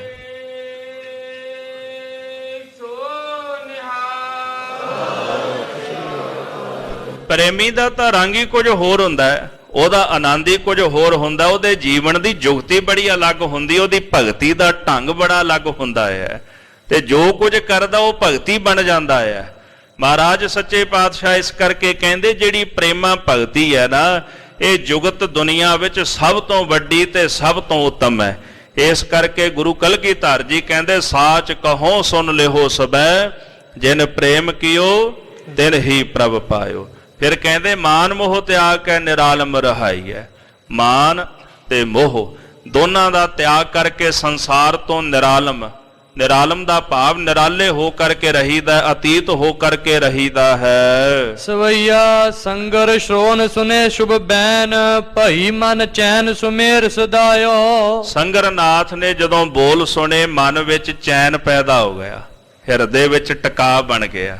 ਆਇਆ ਤਾਂ ਬੜੇ ਕ੍ਰੋਧ ਨਾਲ ਸੀ, ਪਰ ਗੁਰਬਾਣੀ ਕਹਿੰਦੀ ਸੁਣ ਕਰ ਬਚਨ ਤੁਮਾਰੇ, ਸਤਿਗੁਰ ਮਨ ਤਨ ਮੇਰਾ ਠਾਰ ਥੀਓ। ਮਹਾਰਾਜ ਦੇ ਬੋਲ ਸੁਣ ਕੇ ਅੰਦਰ ਠੰਡ ਵਰਤ ਗਈ, ਨਿਮਰਤਾ ਆ ਗਈ, ਹਿਰਦੇ ਦੇ ਸ਼ੰਕੇ ਨਿਵਰਤ ਹੋ ਗਏ ਤੇ ਸ਼ਮੇਰ ਪਰਬਤ ਤੇ ਸੰਗਰਨਾਥ ਚਲਾ ਗਿਆ ਹੈ। ਆਇਓ ਸੰਭਾਲ ਕਾ ਸਿੱਧ ਤਬੈ, ਗੁਰ ਕੇ ਟਿਕ ਬੈਠ ਕੇ ਵਾਕ ਅਲਾਇਓ। ਸੰਗਰਨਾਥ ਨੂੰ ਵਾਪਸ ਜਾਣ ਕਰਕੇ ਇੱਕ ਸਿੱਧ ਆਇਆ ਜਿਹਦਾ ਨਾਮ ਹੈ ਸੰਭਾਲਕਾ। ਮਹਾਰਾਜ ਗੁਰੂ ਨਾਨਕ ਸਾਹਿਬ ਜੀ ਦੇ ਕੋਲ ਬਹਿ ਕੇ ਉਹਨੇ ਬਚਨ ਆਖੇ ਹਨ। ਕਿਉਂ ਵਿਵਹਾਰ ਤਜਿਓ ਜਗ ਕੋ, ਤੁਮ ਕੈਸੇ ਉਦਾਸੀ ਬਿਖੈ ਮਨ ਲਾਇਓ। ਸੰਭਾਲਕਾ ਸਿੱਧ ਆਖਣ ਲੱਗਾ ਤੁਸੀਂ ਜਗਤ ਦੇ ਵਿਵਹਾਰ ਕਿਉਂ ਛੱਡੇ ਨੇ, ਕਿਉਂ ਤੁਸੀਂ ਜੋਗ ਦੇ ਵਿੱਚ ਉਦਾਸੀ ਵਿੱਚ ਆਪਣਾ ਮਨ ਲਾਇਆ ਹੈ। ਹੋਤ ਨ ਪੂਰਨ ਕਾਜ ਕਬੈ, ਬਿਨ ਜੋਗ ਕਰੈ ਜੋ ਚੋਹ ਉਰ ਪਾਇਓ। ਮਹਾਰਾਜ ਜੋਗ ਤੋਂ ਬਿਨਾਂ ਵੈਸੇ ਕਾਰਜ ਵੀ ਕੋਈ ਪੂਰਨ ਨਹੀਂ ਹੁੰਦਾ। ਸੱਚ ਵੀ ਹੈ ਵੀ ਜੋਗ ਤੋਂ ਬਿਨਾਂ ਕਾਰਜ ਕੋਈ ਪੂਰਨ ਨਹੀਂ ਹੁੰਦਾ, ਪਰ ਜੋਗ ਦਾ ਬੜਾ ਫਰਕ ਹੈ। ਇਸ ਗੱਲ ਨੂੰ ਸਮਝਣ ਦੇ ਵਿੱਚ ਹੀ ਫਰਕ ਹੈ। ਜਿਹਨੂੰ ਸਮਝ ਆ ਗਈ ਉਹ ਤਰ ਗਿਆ, ਜਿਹਨੂੰ ਨਹੀਂ ਆਈ, ਜਿਹੜਾ ਭਰਮ ਦੇ ਵਿੱਚ ਰਹਿ ਗਿਆ ਉਹ ਡੁੱਬ ਗਿਆ। ਤਾਂ ਹੀ ਗੁਰੂ ਨਾਨਕ ਸਾਹਿਬ ਜੀ ਸਿੱਧ ਸੰਗਰਨਾਥ ਨੂੰ ਕਹਿੰਦੇ ਨਾ ਵੀ ਅਸਲ ਦੇ ਵਿੱਚ ਤੇਰਾ ਗੁਰੂ ਜਿਹੜਾ ਹੈ ਨਾ ਉਹਨੂੰ ਸਮਝ ਨਹੀਂ ਆਈ, ਉਹਨੇ ਤੈਨੂੰ ਸਿੱਖਿਆ ਨਹੀਂ ਦਿੱਤੀ, ਤੇਰੇ ਕੰਨ ਪਾੜ ਕੇ ਮੁੰਦਰਾਂ ਪਾ ਕੇ ਤੈਨੂੰ ਮੂਰਖ ਬਣਾ ਦਿੱਤਾ ਹੈ। ਜੋਗ ਦੇ ਨਾਂ ਤੇ ਤੈਨੂੰ ਮੂਰਖ ਬਣਾ ਦਿੱਤਾ ਉਹਨੇ। ਜੇ ਕਿਤੇ ਆਪ ਉਹਦੇ ਕੋਲ ਚੰਗੀ ਸਿੱਖਿਆ ਹੁੰਦੀ ਤੇ ਤੈਨੂੰ ਚੰਗੀ ਸਿੱਖਿਆ ਦੇ ਦਿੰਦਾ। ਇਸ ਵਾਸਤੇ ਜਿੰਨੀ ਦੇਰ ਤੱਕ ਗੁਰੂ ਪੂਰਾ ਨਾ ਹੋਵੇ ਤੇ ਜੋਗ ਦਾ ਸਹੀ ਮਾਇਨਾ ਪਤਾ ਨਹੀਂ ਲੱਗਦਾ। ਆ ਹੁਣ ਗੁਰੂ ਨਾਨਕ ਸਾਹਿਬ ਜੀ ਦਇਆ ਕਰਕੇ ਜੋਗ ਦਾ ਸਹੀ ਮਾਇਨਾ ਸਮਝਾਉਣ ਲੱਗੇ ਨੇ। ਜਿਹੜਾ ਸੰਭਾਲਕਾ ਸਿੱਧ ਆਖਣ ਲੱਗਾ ਮਹਾਰਾਜ ਜੋਗ ਤੋਂ ਬਿਨਾਂ ਕਾਰਜ ਕੋਈ ਨਹੀਂ ਸਰਦਾ, ਤੇ ਜੋ ਕੁਝ ਚਾਹੀਏ ਜੋਗ ਕਰਕੇ ਪ੍ਰਾਪਤ ਕਰ ਲਈਦਾ ਹੈ। ਹੋਤ ਨ ਪੂਰਨ ਕਾਜ ਕਬੈ, ਬਿਨ ਜੋਗ ਕਰੈ ਜੋ ਚੋਹ ਉਰ ਪਾਇਓ। ਜੋਗ ਤੋਂ ਬਿਨਾਂ ਕੋਈ ਕਾਰਜ ਪੂਰਾ ਨਹੀਂ ਹੁੰਦਾ, ਤੇ ਜੋਗ ਸਾਧਨਾ ਸਾਧ ਕੇ ਜੋ ਚਾਹੀਏ ਹਿਰਦੇ 'ਚ ਪ੍ਰਾਪਤ ਕਰ ਲਈਦਾ ਹੈ। ਦੋਹਰਾ ਸੁਨ ਬੋਲੇ ਪੰਕਜ ਬਦਨ, ਜਿਹ ਅਲੰਬ ਹੈ ਜੋਗ। ਇਹ ਬਚਨ ਸੁਣ ਕੇ ਜਿਨ੍ਹਾਂ ਦੇ ਨੇਤਰ ਕਵਲ ਵਰਗੇ ਬੜੇ ਸੁੰਦਰ, ਐਸੇ ਗੁਰੂ ਨਾਨਕ ਸਾਹਿਬ ਸੱਚੇ ਪਾਤਸ਼ਾਹ ਜਿਨ੍ਹਾਂ ਦੇ ਨੇਤਰ ਦਇਆ ਦੀ ਸੁਗੰਧੀ ਨਾਲ ਭਰੇ ਹੋਏ ਨੇ, ਪਾਤਸ਼ਾਹ ਨੇ ਸੰਭਾਲਕਾ ਸਿੱਧ ਵੱਲ ਵੇਖਿਆ ਤੇ ਆਖਣ ਲੱਗੇ ਸਿੱਧ ਜੀ ਜੋਗ ਦਾ ਅਸਲ ਵਿੱਚ ਜਿਹੜਾ ਆਸਰਾ ਹੈ, ਸੋਨੀ ਕੀ ਬਿਦ ਸੋ ਗਹਿਓ, ਕਬਹਿ ਨਾ ਕਰੋ ਬਿਜੋਗ।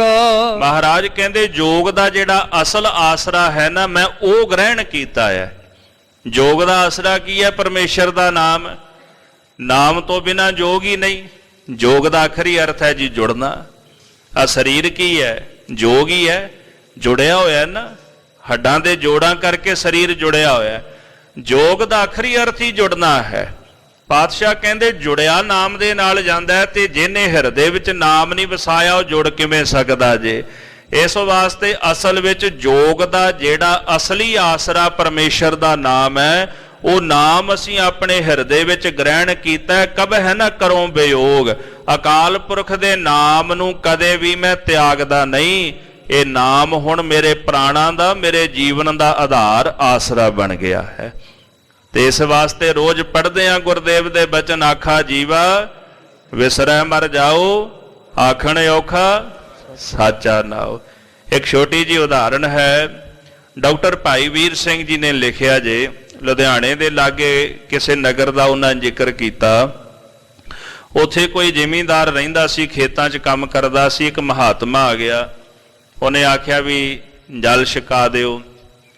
ਉਹ ਜ਼ਿਮੀਂਦਾਰ ਨੇ ਕੀ ਕੀਤਾ ਵੀ ਕੋਲ ਗਊ ਖੜੀ ਹੋਈ ਸੀ, ਉਹ ਚੋ ਕੇ ਨਾ ਦੁੱਧ, ਤੇ ਦੁੱਧ ਦੇ ਵਿੱਚ ਥੋੜਾ ਜਿਹਾ ਖੂਹ ਦਾ ਠੰਡਾ ਪਾਣੀ ਮਿਲਾ ਕੇ ਤੇ ਉਹ ਛਕਾ ਦਿੱਤਾ।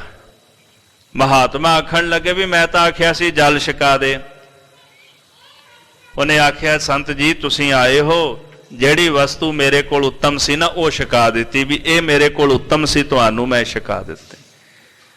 ਤੇ ਉਹ ਜਾਂਦੀ ਬਾਰੀ ਮਹਾਤਮਾ ਆਖਣ ਲੱਗੇ ਠੀਕ ਹੈ, ਤੂੰ ਜਿਹੜੀ ਉੱਤਮ ਵਸਤੂ ਜਾਣ ਕੇ ਸਾਨੂੰ ਛਕਾਈ ਹੈ ਤੇ ਅਸੀਂ ਵੀ ਇੱਕ ਉੱਤਮ ਵਸਤੂ ਤੈਨੂੰ ਨਾ ਦੇ ਕੇ ਚੱਲਿਆ, ਬੋਲ ਵਾਹਿਗੁਰੂ।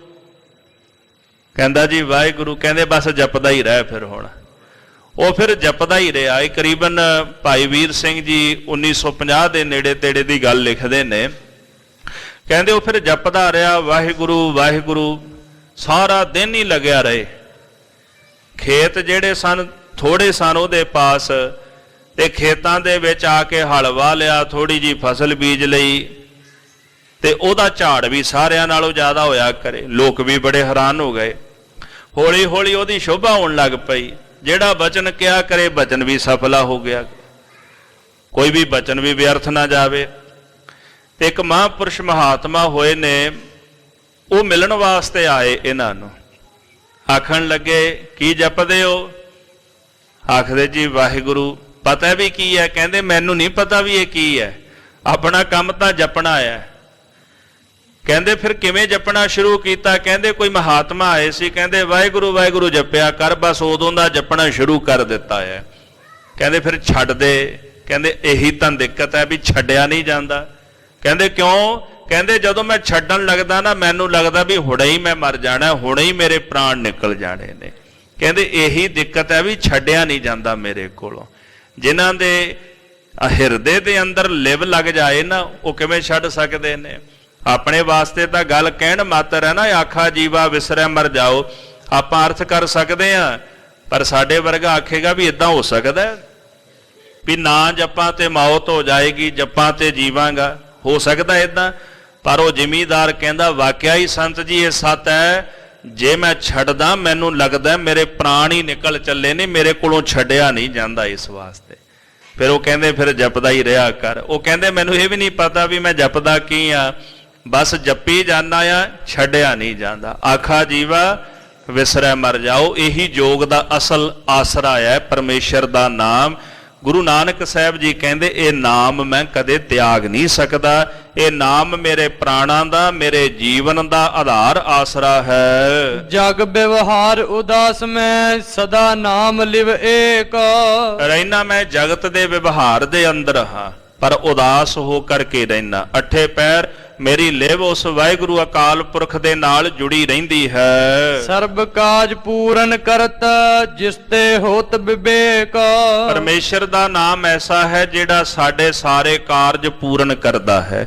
ਜਿਹੜਾ ਜਪਦਾ ਹੈ ਉਹਦੇ ਸਾਰੇ ਕਾਰਜ ਰਾਸ ਹੋ ਜਾਂਦੇ। ਗੋਪਾਲ ਤੇਰਾ ਆਰਤਾ ਜੋ ਜਨ ਤੁਮਰੀ ਭਗਤ ਕਰਨ ਤੇ ਤਿਨ ਕੇ ਕਾਜ ਸਵਾਰਤਾ। ਜਿਹੜਾ ਜਪਦਾ ਉਹਦੇ ਸਾਰੇ ਕਾਰਜ ਪੂਰਨ ਹੋ ਜਾਂਦੇ ਨੇ। ਜਿਸ ਤੇ ਹੋਤ ਵਿਵੇਕ ਔਰ ਨਾਮ ਜਪਣੇ ਕਰਕੇ ਵਿਵੇਕ ਦੀ ਪ੍ਰਾਪਤੀ ਹੋ ਜਾਂਦੀ ਹੈ। ਸੋਰਠਾ ਸੁਨ ਸੰਭਾਲ ਕਾ ਸਾਰ ਗਮਨਿਓ ਸ਼ਿਖਰ ਸੁਮੇਰ ਪੈ। ਗੁਰੂ ਨਾਨਕ ਸਾਹਿਬ ਦੇ ਬਚਨ ਸੰਭਾਲ ਕਾ ਸਿੱਧ ਨੇ ਸੁਣੇ, ਸਾਰ ਸੁਣਿਆ, ਤਤ ਸੁਣਿਆ, ਸਿਧਾਂਤ ਸੁਣਿਆ। ਉਸ ਤੋਂ ਬਾਅਦ ਉਹਦੇ ਕੋਲ ਸਵਾਲ ਕਰਨ ਲਈ ਕੁਝ ਬਚਿਆ ਨਹੀਂ। ਯੋਗ ਦਾ ਸਿਧਾਂਤ ਤਤ, ਦੁਨੀਆ ਦੇ ਸਾਰੇ ਧਰਮਾਂ ਦਾ ਸਿਧਾਂਤ ਤਤ, ਸਾਰੇ ਸ਼ਾਸਤਰਾਂ ਦਾ ਸਿਧਾਂਤ ਤਤ ਪਰਮੇਸ਼ਰ ਦਾ ਨਾਮ ਹੈ। ਨਾਨਕ ਕਹਿ ਘਰ ਕੇਵਲ ਨਾਮ। ਇਹੀ ਤਤ, ਇਹੀ ਸਿਧਾਂਤ ਗੁਰੂ ਗ੍ਰੰਥ ਸਾਹਿਬ ਜੀ ਦੇ 1430 ਅੰਗਾਂ ਦੇ ਉੱਤੇ ਹੈ।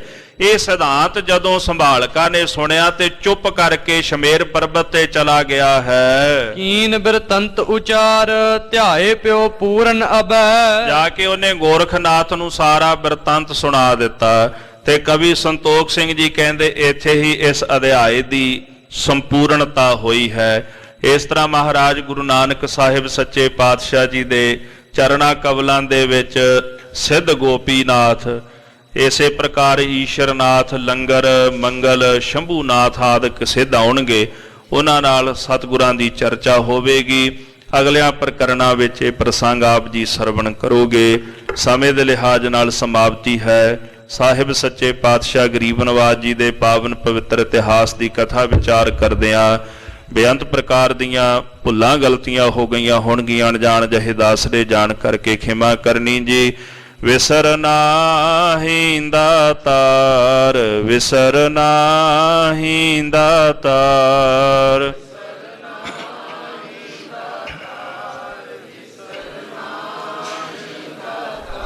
ਆਪਣਾ ਨਾਮ ਦੇਹੋ, ਆਪਣਾ ਨਾਮ ਦੇਹੋ।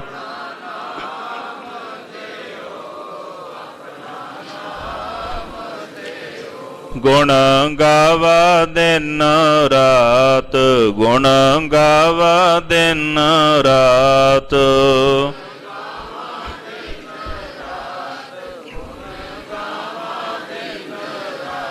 ਨਾਨਕ ਚਾਉ ਇਹੋ, ਨਾਨਕ ਚਾਉ ਇਹੋ।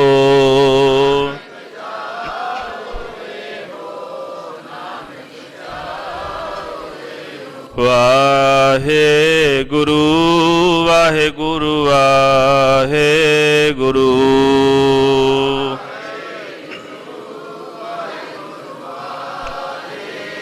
ਵਾਹਿਗੁਰੂ ਵਾਹਿਗੁਰੂ ਵਾਹਿਗੁਰੂ।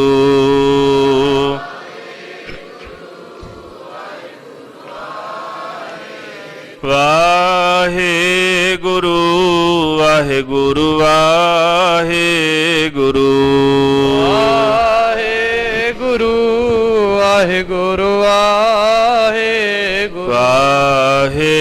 ਵਾਹਿਗੁਰੂ ਵਾਹਿਗੁਰੂ ਵਾਹਿਗੁਰੂ। ਵਾਹਿਗੁਰੂ ਵਾਹਿਗੁਰੂ ਵਾਹਿਗੁਰੂ।